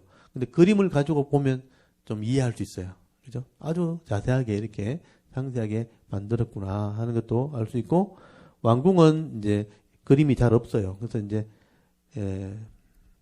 요렇게 왕궁을 지었구나 하는 것도 알 수 있죠. 그리고 이제 왕궁 둘레로 성벽도 이렇게 다 쌓게 되죠. 이게 성벽 쌓은 얘기는 뒤에 나옵니다. 그래서 이것도 다 공사잖아요. 이것도 다 공사로 들어가고, 또 이거 외에 국고성, 방비를 하기 위한 지은 성들이 또 있어요. 그런 성들이 있고, 이거 외에 자기 아내를 위한 우상을 섬기는 신전이 또 있어요. 신전을 또 만들어요. 이런 여러 가지 공사를 이제 이거 외에도, 이거 하는 데만 해도 20년 걸렸잖아요. 성전 7년, 왕궁 13년이죠. 다 20년이잖아요. 이것만 20년 걸렸는데 여기다 또 계속 건축을 해내니까 아마 솔로몬은 40년 동안 왕으로 있으면서 거의 대부분은 이 건물 짓다가 시간 다 보냅니다. 대단한 사람이죠.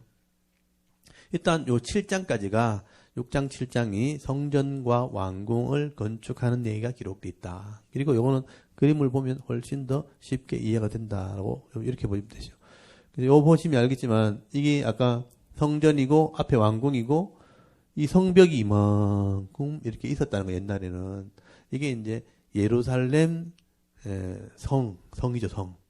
이런 건축을 했다고 보는 겁니다. 건축하는 건 좀 이따 또 설명을 드릴게요. 그리고 이제 8장에 넘어가면 이제 성전이 완성되었고 이제 왕궁이 완성되었으니까 다 만들었다는 식을 해야 될 거 아니에요. 그걸 성전 봉헌식이라고 그러는 거예요.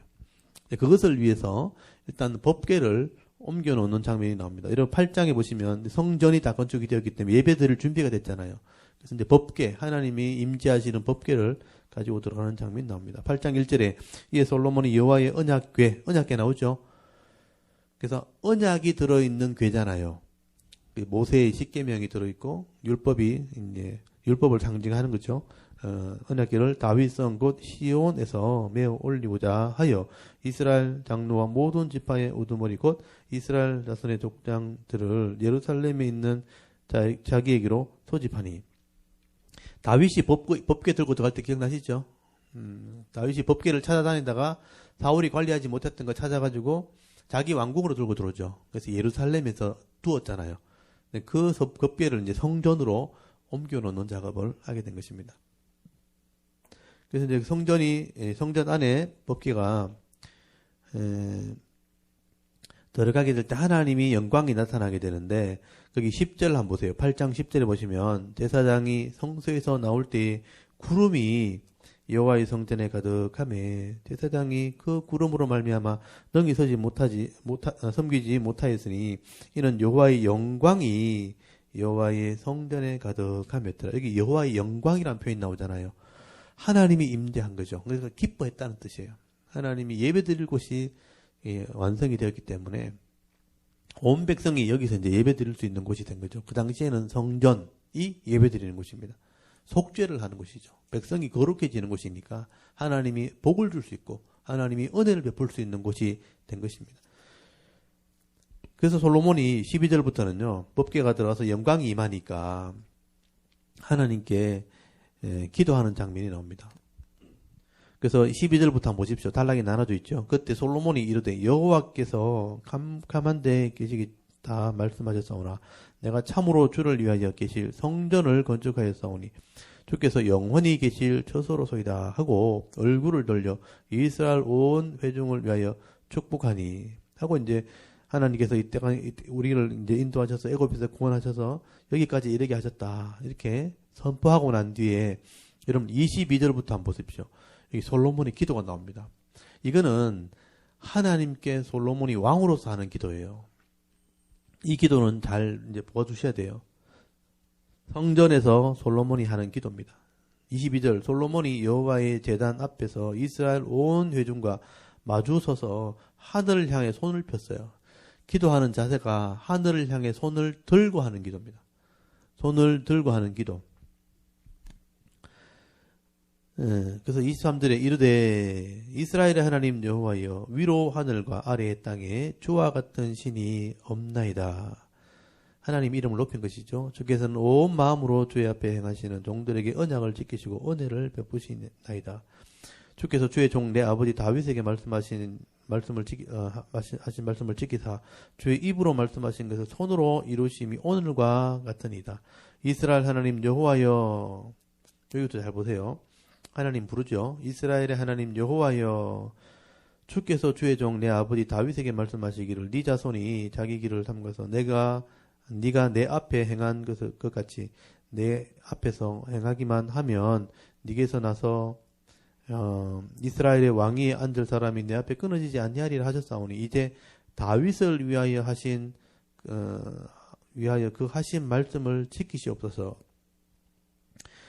그러니까 하나님께서 말씀대로 하시는 것을 약속했으니까 이제 하나님 그 약속을 지키십시오. 우리가 말씀대로 하겠다는 얘기죠.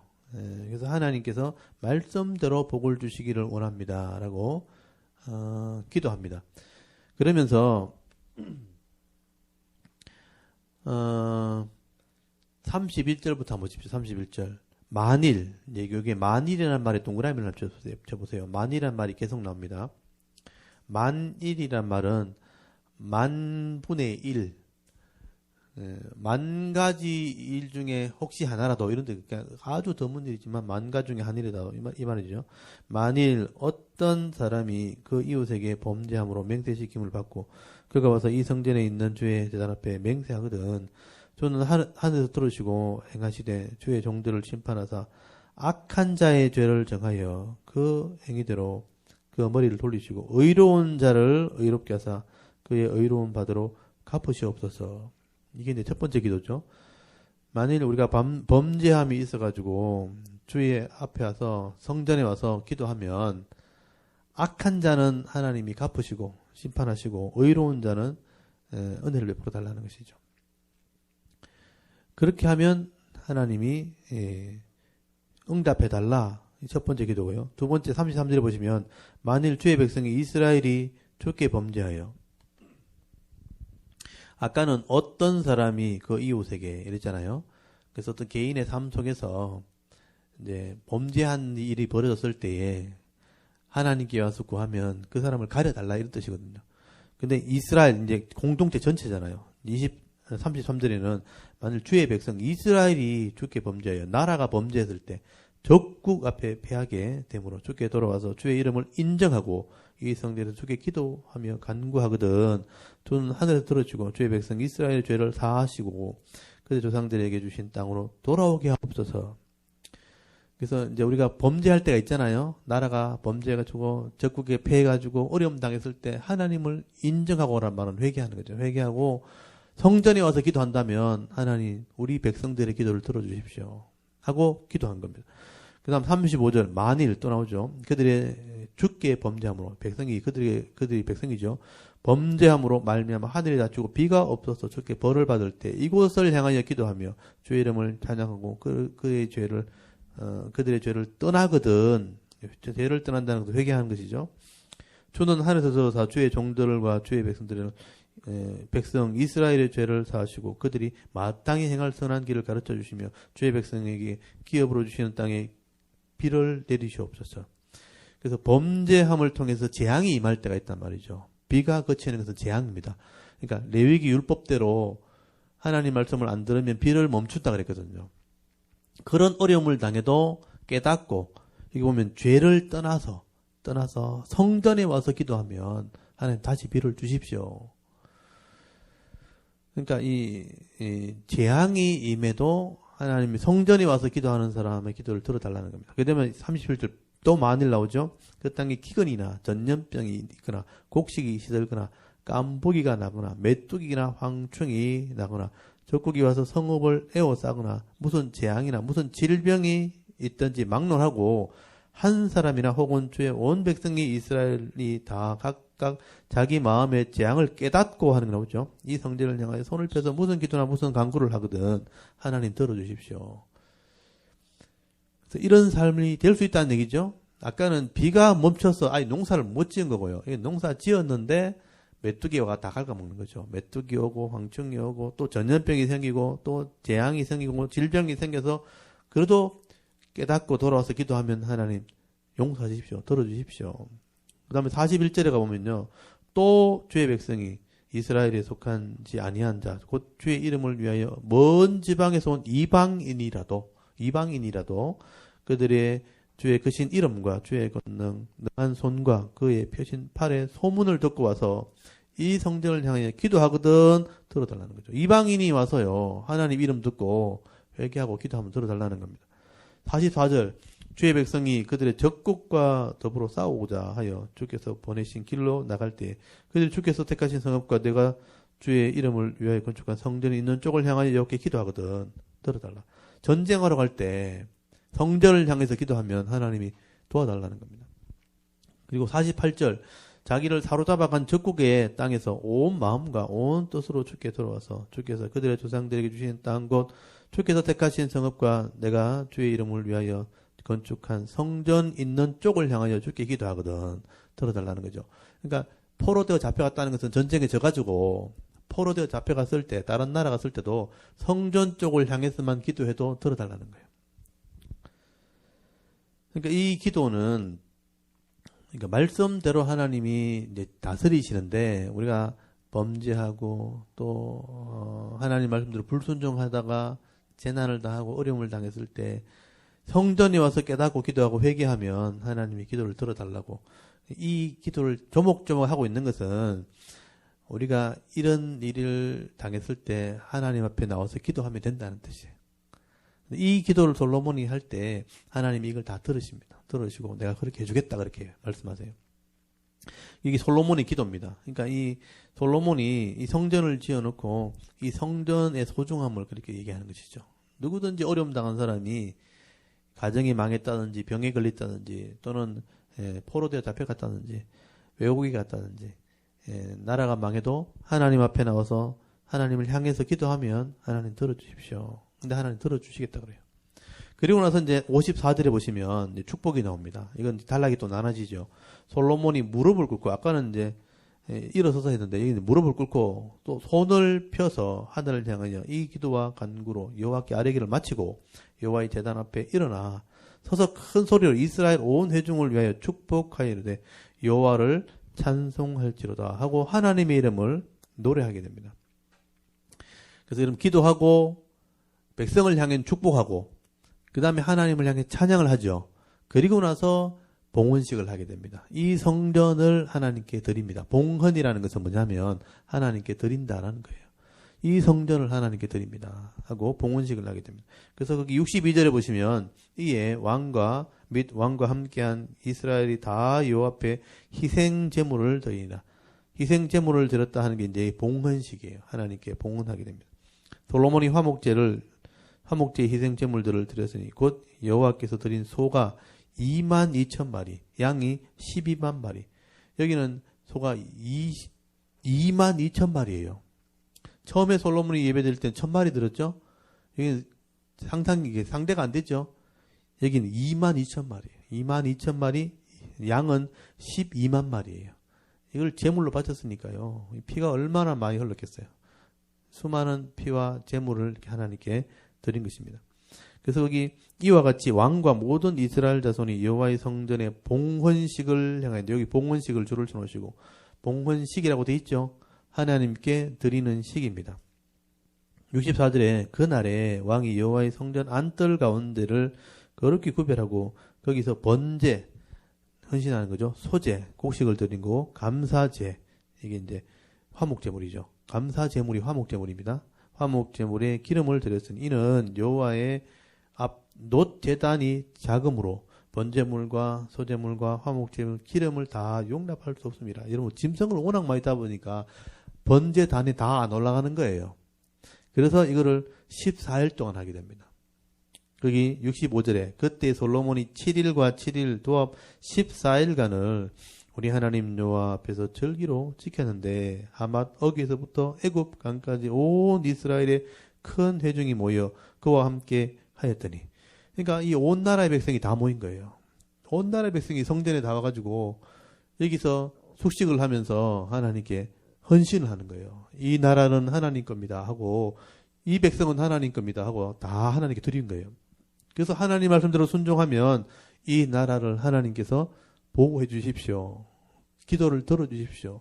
이런 예배가 드려진 거예요. 그래서 주일날은 그런 의미가 있는 거예요. 온 백성이 정한 시간에 하나님께 나와서 다 엎드리는 거예요. 그냥 엎드리고 하나님이 주인입니다. 이게 사실 예배예요. 하나님이 우리의 주인입니다. 하나님이 책임져 주십시오. 그게 번제거든요.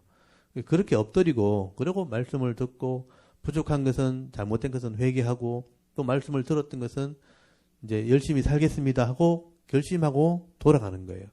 하나님은 우리가 다 못 지킬 거 알고 있어요. 근데 이렇게 지키려고 하는 마음은 있는 그걸 본단 말이에요. 잘못된 것을 인정하고 또 부족하지만 말씀대로 하겠다는 결심을 하는 그 믿음, 그게 충성이거든요. 그 사람을 내 백성이라고 하는 거예요. 근데 그렇게 하나님 앞에 엎드리는 사람이 없다는 거예요. 세상 사람들은 하나님을 믿지 않기 때문에, 자기를 믿기 때문에, 아니면 자기가 가진 힘이나 권력을 믿기 때문에 하나님께 엎드리지 않고 권력 앞에 아부한단 말이에요. 근데 하나님을 믿는 사람은 이렇게 하나님 앞에 엎드린단 말이죠. 이게 예배예요. 그래서 모든 백성이 나와서 성전 앞에 이제 처음 지어졌을 때 다 엎드리고 번제를 드리고 헌신한다는 거죠. 봉헌을 한다는 것입니다. 그래서 여기 66절 제일 끝에 보시면요. 이스라엘에게 베푸신 모든 은혜로 말미암아 기뻐하며 마음에 즐거워하였더라 하는 거 보이죠? 거기 당시에 모였던 모든 백성들이 하나님께 이 봉헌하면서 다 즐거워하고 기뻐했다는 거죠. 화목제물 드렸으니까 화목제물 다 나눠 먹었다는 거죠. 그리고 이제 9장이 솔로몬이 하나님의 응답입니다. 9장이 하나님께서 이 봉헌식을 받으시고 성전을 받으시고 이들의 기도를 들으시고 하나님께서 응답하시는 장면이 나와요. 여러분 9장에 보십시오. 솔로몬이 여호와의 성전과 왕궁 건축하기를 마치며 자기가 이루기를 원하던 모든 것을 마친 때 여호와께서 성전의 기본에서 전에 기본에서 나타나신 같이 다시 솔로몬에게 나타나사 전에 기본의 일천 번제를 들었을 때 나타났잖아요. 그것처럼 여기 봉헌식을 할 때 또 나타나셔가지고 이런 말씀을 주셨다는 거예요. 이게 하나님 말씀이죠. 3절에 여호와께서 그들에게 그에게 이르시되 네 기도와 네가 내 앞에서 간구한 바를 내가 들었은즉, 들었다 그러죠. 솔로몬의 기도를 다 들은 거예요.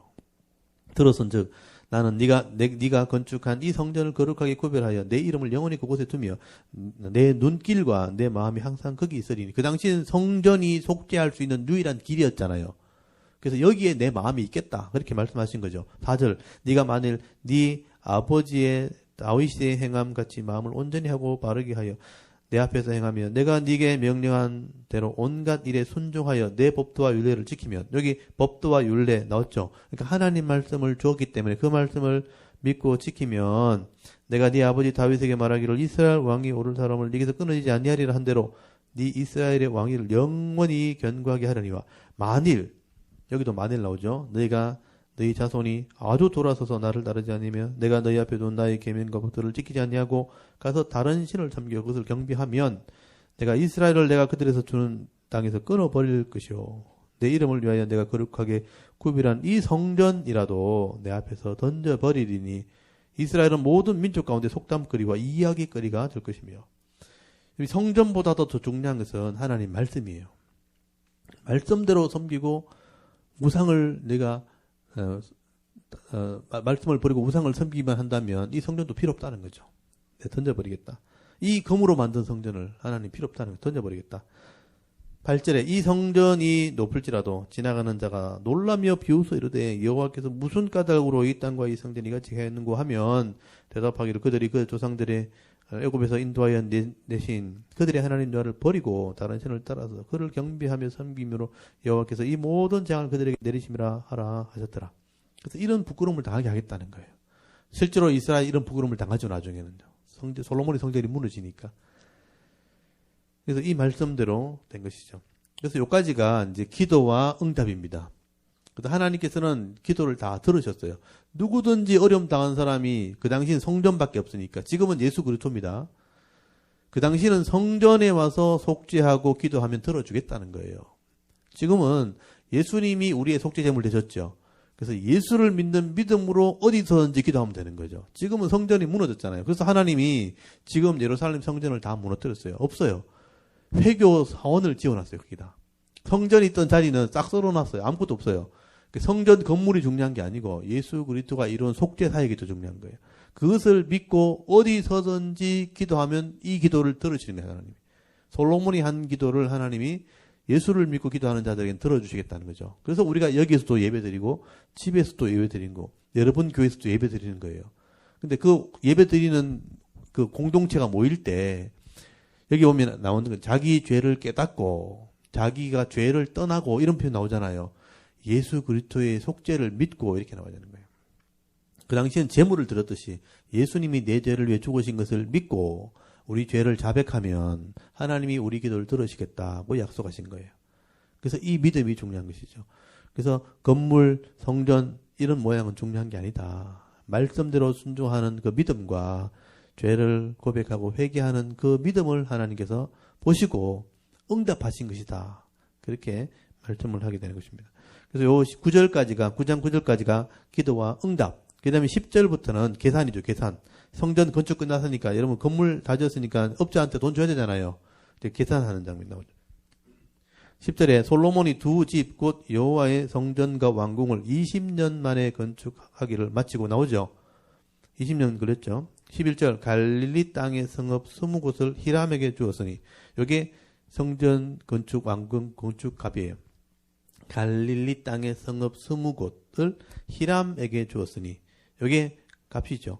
이는 두로 왕 히람이 솔로몬에게 그 온갖 소원대로 백향목과 잣나무와 금을 제공하였음이라 라고 돼 있죠. 인테리어 업자잖아요. 그래서 이제 건축하고 이렇게 시공했으니까 갈릴리 지역의 땅 20성읍을 그에게 값으로 주었다. 대금을 지불한 것이죠. 12절 히람이 두로에 와서 솔로몬이 자기 준 성읍을 보고 눈에 들지 아니하여 이 말이 무슨 말인지 아시겠죠? 땅을 딱 보니까 별론데 이렇게 한 거죠. 예, 그래서 13절 이르기를 내 형제여 내게 준 이 성읍들이 이러한가 하고 이름을 가불 땅이라 하였더니 그 이름이 오늘까지 있느니라. 이 가불이란 말이 쓸모없는 땅 이런 뜻이에요. 값을 줬는데 쓸모없는 땅이네. 그러면서 도로 내놓고 갔다는 거예요. 그래서 이 가불 땅이 이게 여기 나오죠. 가불 땅 나오죠. 여기 가불 땅. 여기 갈릴리 호수 지역에 있는 가불 땅. 쓸모없는 땅이네. 그랬다는 거예요. 그래서 지금은 이스라엘 땅으로 넘어와 있습니다. 그러니까 쓸모없는 땅이라고 사실은 굉장히 좋은 땅인데 저희가 악고 평야가 있는 땅. 저기 평야가 있거든요. 저기 평야가 있는 곳인데 되게 좋은 땅인데 자기가 볼 때는 별로 안 좋게 얘기했던 것 같아요. 그래서 14절 히람이 금 120달란트를 왕에게 보내었더라. 예, 그래서 이제 그러니까 뭐 별로 안 좋은 땅이라고 그냥 내주고 갔다 이런 의미로 받아들이시면 될 것 같아요. 이렇게 해서 계산이 끝난 거예요. 그래서 왕궁과 성전 건축이 끝이 났다라고 말씀을 합니다. 그 다음에 15절 2부 주위에 있는 다른 성벽을 건축하게 됩니다. 이 2부 건축이 나오죠. 여러분 15절부터 보십시오. 솔로몬 왕이 역군을 일으켜서 또 일군을 또 일으켰죠. 역군이 일군입니다. 일군을 일으킨 까닭은 이러하니 여호와의 성전과 자기 왕궁과 다 지었죠. 밀로도 하나의 성곽이에요. 성곽. 밀로와 예루살렘 성 나왔지 아까 보셨죠? 핫솔 머깃도 게셀 요 세 개 핫솔 머깃도 게셀은 동그라미처럼 써요. 요거는 병거성. 그러니까 병거를 모아놓는 성이에요. 성. 핫솔 머깃도 게셀. 여기 보시면 핫솔 한번 보세요. 핫솔 여기 북쪽 병거성. 머깃도 여기 중앙에 있는 병거성. 여기 게셀 남쪽에 있는 병거성. 여기 이제 평야를 가로지르는 이렇게 병거가 다니는 길이에요. 여기서 이제 북쪽은 핫솔이 맞고 남쪽 애굽에서 올라오는 것은 게셀이 맞고 중앙에 있는 머깃도가 담당을 해서 병거를 모아놓는 성이에요. 이 성을 건축을 하게 됩니다. 17절 보세요. 솔로몬이 게셀 아래 벳 호론을 건축했죠. 또 18절 바알랏과 그 땅에 들어있는 다드몰도 건축했죠. 자기에게 있는 모든 국고성 나왔죠. 북고성과 병거성들과 마병의 성들을 건축하고 솔로몬이 또 예루살렘과 레바논과 그가 다스리는 온 땅에 건축하고자 하던 것을 다 건축하였는데 라고 나오죠. 건축이 끊어지지 않아요. 계속 건축을 합니다. 그리고 23절 가보세요. 솔로몬에게 일을 감독하는 우두머리 550명이 있어 일하는 백성을 다스렸더라. 바로의 딸이 다윗 성에서부터 올라와 솔로몬이 그를 위하여 건축한 궁에 이를 때 솔로몬이 밀로를 건축하였더라. 밀로도 예루살렘에 있는 성곽이 성곽. 그 다음에 25절 솔로몬이 여호와를 위하여 쌓은 제단 위에 해마다 3번씩 번제와 감사의 제물을 드리고 또 여호와 앞에 있는 제단에 분향하니라 이에 성전 짓는 일을 마쳤다. 또 마쳤다고 돼 있죠. 이제 인티 다 끝났어요. 건축을 그렇게 많이 한 거예요. 여기 이제 병거성들이에요. 병거성. 핫솔, 머깃도, 게셀 요 병거성을 중심으로 해서 성을 짓게 됩니다. 그리고 아까 보셨던 것처럼 이런 성벽들 이건 여기 주위에 이 다 성벽들 이런 성벽들을 다 건축을 하게 되고요. 그리고 아까 밀로도 이 성이 여기 포함되어 있고 이 또 여기 다윗의 성이 요 다윗성 건너편에 보면 또 이제 멸망성이라는 게 또 있어요. 그게 신전들이 신전. 여기 나오죠. 여기 지금은 이제 아까 그는 그림으로 그린 거고 지금은 다 무너지고 없죠. 여기 다윗성이고 여기 성전 자리거든요. 성전 자리고 요 건너편에 보면 여기 멸망산이라고 있죠. 요거 이방 신들의 산당. 아까 애굽의 신을 섬기는 것이라든지 아니면 모압이나 암몬 신을 섬기는 산당을 지었던 곳이 여기예요. 그래서 여기 다윗성 건너편에 바로 있죠. 그래서 이것도 지금도 남아 있어요. 그래서 이런 건축들을 솔로몬이 계속 하게 된 거의 아마 솔로몬 40년 거의 다 건축하다가 시간을 다 보냈다고 보시면 됩니다. 여기까지 건축을 다 보셨죠? 그러니까 이 40년 동안 건축을 했으니까 비용이 얼마나 많이 들었겠어요. 그리고 일꾼들이 엄청나게 많이 동원이 됐겠죠. 그러니까 이스라엘 백성들은 전쟁은 없었고 싸움은 안 했는데 일꾼들이 일하다 시간을 다 보낸 거예요. 그리고 또 건축비가 많이 들잖아요. 건축비가 많이 드니까 그 노동자들이 또 비용도 많이 들잖아요. 그걸 나라가 감당을 하려면 백성들은 한 달씩 바치는 것은 왕궁의 세금, 왕궁에 사는 먹고 사는 그 세금이거든요. 근데 이런 그 외에 건축비가 들어가는 건 돈이 필요하잖아요. 그럼 백성들이 세금을 내야 되는 거예요. 세금을 내 가지고 그 건축비를 조달을 한 거예요. 그러니까 이 백성들은 일한다고 젊은이들 다 가서 일해야 되죠. 또 농사 또 다 지어야 되죠. 또 돈 벌면 세금 갖다 받아야 되죠. 그러니까 백성들이 굉장히 힘들겠죠. 그래서 솔로몬 치하에 때는 전쟁은 없었는데 노역, 힘든 일과 또 세금이 굉장히 힘들었던 거예요. 그래서 나중에 솔로몬이 죽고 난 뒤에 다음 아들이 르호보암이 왕이 되려고 할 때 백성들이 찾아와가지고 이 세금과 노역을 좀 감해달라고. 그것만 감해주면 우리가 왕을 섬기겠다. 이렇게 말할 정도로 굉장히 노동과 또 이렇게 세금이 많이 들었다는 것을 우리가 알 수 있는 거죠.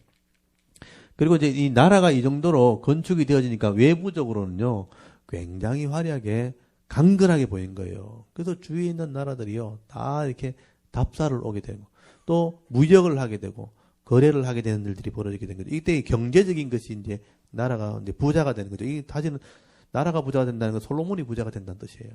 왕실에 돈이 생기는 거죠. 거래를 하게 되어지고, 그 거래 수입을 갖게 되어지고, 그게 또 예물을 바치게 되어지고, 이렇게 하니까 왕실이 부자가 되는데, 그 과정이 설명되는 게 거기 9장 26절 한번 보세요. 9장 26절 보면, 솔로몬 왕이 에돔 땅 홍해 물가에 엘론 근처 에시온 게벨에서 배들을 지은지라, 히람이 자기 종 곧 바다에 익숙한 사공들을 솔로몬의 종과 함께 그 배로 보내매 그들이 오빌에 이르러 거기서 금 420달란트를 얻고 솔로몬 왕에게로 가져왔더라.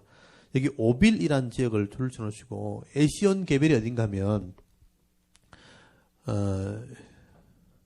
여기 보면 에시온 게벨 여기 나오죠. 에시온 게벨. 그러니까 이 홍해 제일 끝이죠. 어디겠냐 하면 여기가 에시온 게벨이거든요. 그러니까 이 예루살렘에서 이쪽에 가서 배를 만들어 가지고 이쪽에 배를 타고 여기까지 스바란 이 오빌 여기 하윌라라고 하는 오빌이라는 지역이 나오는데 이 스바 지역에서 이제 금이 많은 이 동네 금이 많은 곳이거든요. 금을 거래를 하게 되었다는 거죠. 여기 이제 스바란 이게 지역이 이제 여왕이 다스리는 곳이잖아요. 그래서 스바 여왕이 찾아온 거예요. 그러니까 이까지 와서 무역을 하고 거래를 하는 것을 보고 이 스바 여왕이 그 지역에서, 지금은 여기 사우디아라비아인데 나라가, 이 스바 여왕이 다스리고 있는 지역에 솔로몬이 허락도 안 받고 갔다는 거예요. 그래서 얼마나 세길래 우리나라까지 와서 그렇게 무역을 하나 시험하러 왔다고 돼 있잖아요. 그래서 이 10장에 스바 여왕이 시험한 얘기가 기록돼 있어요. 그러니까 솔로몬이 이제 이렇게 강성해지고 번창해지면서 이제 무역을 하게 될 때 이 여러 왕들이 찾아오게 되는데 그 중에 한 사람이 스바 여왕이에요. 많은 사람들이 뒤에 나왔다고 나오는데 그래서 이 스바 여왕의 이야기를 하나 예를 써놓은 거예요.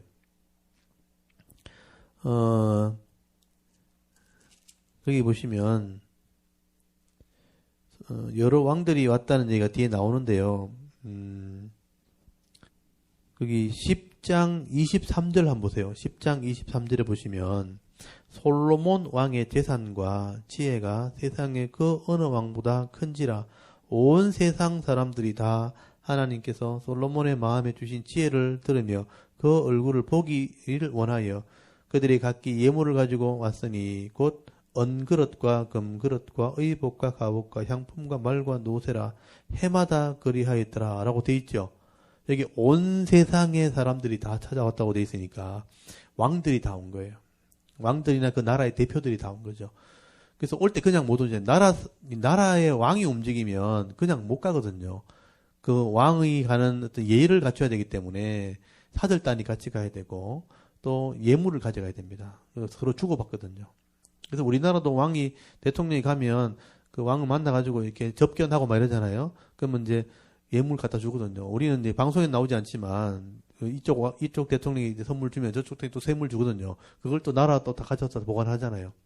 그래서 이제 대통령 박물관 가면 다 보관해 놓잖아요. 그래서 이게 거래를 하는 것이기 때문에 그런 예물을 가져간단 말이에요. 그러니까 이런 왕들이 찾아온 데가 많았는데 그 중에 하나 유명한 얘기가 스바 여왕의 얘기예요. 다른 사람들은 배우러 왔는데 스바 여왕은 따지러 온 거예요, 사실은요. 솔로몬이 얼마나 대단하길래 감히 우리 지역에 와가지고 우리나라에 와가지고 묻지도 않고 그래 거래를 하냐 하면서 어려운 문제를 가지고 일부러 찾아왔다는 거예요. 근데 와보니까 솔로몬이 너무 대단하다는 것을 깨닫게 되었다 하는 얘기를 쓰는 거예요. 솔로몬이 그만큼 이렇게 지혜롭게 나라를 다스렸다는 겁니다. 여러분 10장 1절 한번 보십시오. 스바 여왕이 여호와의 이름으로 말미암아 솔로몬의 명성을 듣고 와서 어려운 문제로 그를 시험하고자 하여라고 돼 있잖아요. 골탕 먹이려고 왔다는 거예요. 솔로몬이 뭐 얼마나 대단하길래 얼마나 지혜롭길래 이렇게까지 할 수 있겠는가 하면서 왔다는 거죠. 이전에 예루살렘에 이르니 수행하는 자가 심이 많고 향품과 심이 많은 금과 보석을 낙타에 실었더라. 그가 솔로몬에게 나와 자기 마음에 있는 것을 다 말하며. 그러니까 이게 보면 수행하는 사람들 엄청 데리고 여기 심이 많다고 돼 있고 향품 그리고 이런 보석 금 많이 가져온 이유는 뭐냐면 내가 굉장히 세다 이거죠. 니 이런 거 봤냐? 이렇게 왔는 거죠. 와보니까 더 많은데 뭐. 그러니까 이런 재물을 가지고 찾아왔다는 거죠. 3절 솔로몬이 그가 묻는 말에 다 대답을 하였으니 왕이 알지 못하여 대답하지 못하는 것이 하나도 없었더라. 굉장히 어려운 문제를 가지고 일부러 막 시험하면서 막 물었는데 다 대답하는 거예요. 그러니까 이 스바 여왕이 당황을 한 거죠. 굉장히 어려워하고 고민할 줄 알았는데 뭐 늘 하던 것처럼 막 말해버리니까 할 말이 없어진 거예요. 너무 놀라게 되는 거죠. 그래서 4절에 스바 여왕이 솔로몬의 모든 지혜와 그 건축한 왕궁과 그 상의 식물과 그 신하들의 좌석과 그의 시종들이 시립한 것과 그들의 관복과 출관원들과 여호와의 성전에 올라가는 층계를 보고 크게 감동이 되어서 왕께 말하되 내가 내 나라에서 당신의 행위와 당신의 지혜에 대하여 들은 소문이 사실이로다. 내가 그 말들을 믿지 아니하였더니 이제 와서 친히 본즉 내게 말한 것은 절반도 못 되니 당신의 지혜와 복이 내가 들은 소문보다 더 하도다. 자기가 깜짝 놀랐다는 거예요. 그리고 이 왕이 보니까 그 차려놓은 그 왕궁이라든지 계단 층계 하나까지 봐도 감동이 됐다는 거예요. 그러니까 그 안에 지혜가 다 들었다는 거예요. 이렇게 치장을 하고 여러분 이렇게 잘 꾸며놓은 이제 집이나 이런 건물에 들어가면 굉장히 마음이 굉장히 위축이 되죠. 와, 이게 뭐 감탄사가 나오죠.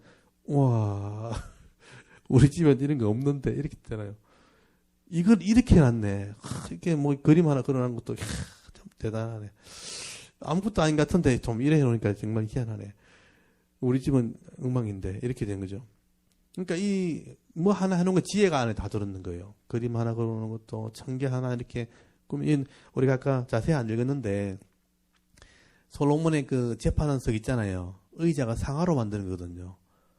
상아로 만든 의자에 사자 12마리가 이렇게 탁 이렇게 새겨놨거든요. 그 상아로 만들어 놓고 그걸 금으로도 다 덮어놨어요. 금으로 덮을 걸 왜 상아로 만들었나 몰라. 상아로 한 것도 대단한 거잖아요. 그죠? 하얗게 생긴 그 상아. 상아로 만들었고 또 금을 다 덮어놨어요. 까서 보여줄란가 모르지만.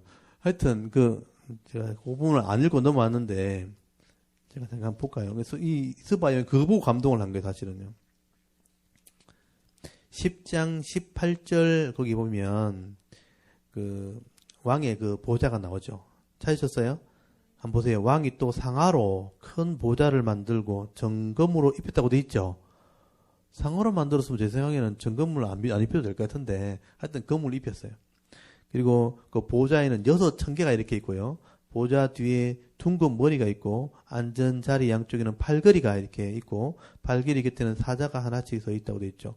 또 12사자가 있다고 돼 있잖아요. 사자 형상을 그렇게 만드는 거죠. 그 6층이 좌우편에 서 있으니 어느 나라에도 이같이 만든 것은 없었더라. 이 스바형이 이걸 보고 감탄을 한 거예요. 여기 보면 아까 계단을 보고 감탄했다고 되어 있잖아요. 그 10장 거기 5절에 보시면 그 상의 식물과 그 신하의 좌석과 의자 그의 시종들이 시립한 것과 그의 관복과 술관원과 여호와의 성전에 올라가는 이 청계 계단이잖아요. 보고 크게 감동이 되었다고 되어 있잖아요. 그러니까 자기도 왕이지만 이렇게 해놓지 않았거든요. 그러니까 솔로몬이 이렇게 말하는 것이나 행동하는 것이나 그 신하들이 이렇게 그를 돕는 것을 보면서 억지로 왕을 섬기는 게 아니거든요, 이 사람들이. 그걸 보면서 막 감동을 한 거죠. 그리고 이제 6절에 보시면요, 10장 6절 보세요. 왕께 말하되 내 나라에서 당신의 행위와 당신의 지혜를 대하여 들은 소문이 사실이로다. 내가 절반도 안 믿었는데 와 보니까 대단하네. 진짜라는 거죠. 여러분, 예수 믿는 사람이 지혜롭게 하면 이런 칭찬을 듣습니다. 솔로몬도 그랬거든요. 그래서 여러분, 말씀대로 할 때 이런 칭찬을 듣게 된다는 거죠. 그래서 8절 보십시오. 이 사람이 감동하는 거죠. 복되도다 그래요. 여러분 보고 복되도다 그렇게 해야 되죠. 당신의 사람들이 복되도다. 당신의 이 신하들이여 항상 당신 앞에 서서 당신의 지혜를 들음이로다. 여러분, 솔로몬이 이렇게 지혜로우니까 자기는 금 싸들고 돈 싸들고 와서 들었잖아요. 근데 그 신하들은 매일 듣잖아요.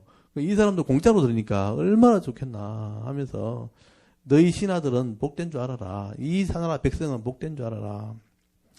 여러분 목요일마다 해서 성경 듣잖아요. 이 교회 사람은 매주일마다 들을 거 아니에요. 이 교회 사람 얼마나 복된가. 근데 이 교회 사람들 복된 것도 몰라요. 너무 막 이렇게 자주 들으니까 이게 뭐 귀한 줄 모르는 거예요. 저는 여러분이 더 귀해요. 일주일에 한 번대로 들어오는 게 참 대단한 거예요, 여러분. 그러니까 이 복된 거예요. 하여튼 말씀을 이렇게 듣는 것은 복된 거죠. 이 스바 요한이 볼 때는 그런 거예요. 그래서 9절 보시면요. 당신의 하나님 여호와를 송축할지어다. 이 스바 요한이 하나님을 찬송을 합니다. 당신에게 지혜를 준 하나님이 대단하다고. 그래서 이 솔로몬이 내가 이 받은 지혜는 내 것이 아니고 하나님 것이라고 얘기했겠죠. 그러니까 이 사람이 이런 말을 하는 거 아니에요. 그러니까 여러분도 어디 나가서 지혜롭다 말 들으면 내가 그런 게 아니고 하나님이 주신 지혜입니다 라고 말하라는 거예요. 그러면 그 사람들이 하나님을 보고 놀랄 거 아니에요. 아, 하나님 믿으면 다 저렇게 되는구나. 솔로몬이 그렇게 했다는 거죠. 이게 제사장 역할이죠. 그래서 9절 보시면 당신의 하나님 저를 송축할지로다. 이 송축이란 말이 칭찬한다는 뜻이 하나님을 칭찬할지로다. 여호와께서 당신을 기뻐하사 이스라엘 왕위에 올리셨고 여호와께서 영원히 이스라엘을 사랑하심으로 당신을 세워 왕으로 삼아 정의와 공의를 행하게 하셨다. 이 정의와 공의는 말씀이거든요. 말씀대로 행하도록 당신을 왕이 되게 하셨구나. 10절 이에 그가 금 120달란트, 120달란트, 한 달란트가 36kg예요. 계산해 보십시오. 120 곱하기 36이 하면 나오죠. 엄청난 예물을 바친 겁니다. 심이 많은 향품 그리고 보석을 왕에게 드렸더니 스바 여왕이 솔로몬 왕에게 드린 것처럼 많은 향품이 다시 오지 아니하더라. 이 사람이 감동을 한 거예요. 그래서 이 얘기를 써놓은 거예요. 다른 왕들도 다 이렇게 와서 예물을 바치고 감탄하고 갔다는 거예요. 그 중에 스바 왕은 문제 삼으려 왔다가 감동해서 들어온 사람이니까 대표로 기록을 해놓은 거예요. 그래서 11절에 오빌에서부터 금을 실어온 히람의 배들이 오빌에 많은 백단목과 보석을 운반하여 오매 왕이 백단목으로 여호와의 성전과 왕궁의 난간을 만들고 또 노래하는 자를 위해 수금과 비파를 만들었으니 이 같은 백단목은 전에도 온 일이 없었고 오늘까지도 보지 못하였더라. 솔로몬 왕이 왕의 규례대로 스바의 여왕에게 물건을 준 것 외에 또 그의 소원대로 구하는 것을 주니 이에 그가 그 신하들과 함께 본국으로 돌아갔더라. 이 스바의 왕도 원하는 걸 다 받아간 거예요. 서로 주고 섬기면서 돌아갔다. 그리고 14절에 솔로몬의 세입금의 무기가 금 666달란트. 그러니까 이런 왕들이 와서 화친을 맺으면서 싸우지 않는 조건으로 세금을 바친 거예요. 그래서 매년마다 666달란트가 세금으로 들어왔다는 거예요.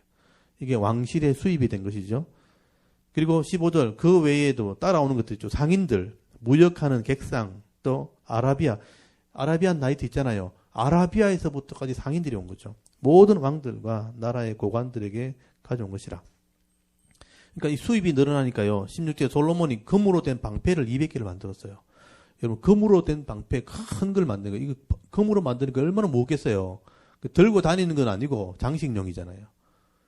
금이 워낙 많으니까 금 방패를 만들어가지고 장식용으로 200개를 만들었어요. 그리고 17절에 보시면 작은 방패 300개를 만들었어요. 그러니까 이건 장식품으로 금을 가지고 방패를 만들었어요. 18절에 아까 봤죠. 상아로 된 자기 의자를 만들었고요.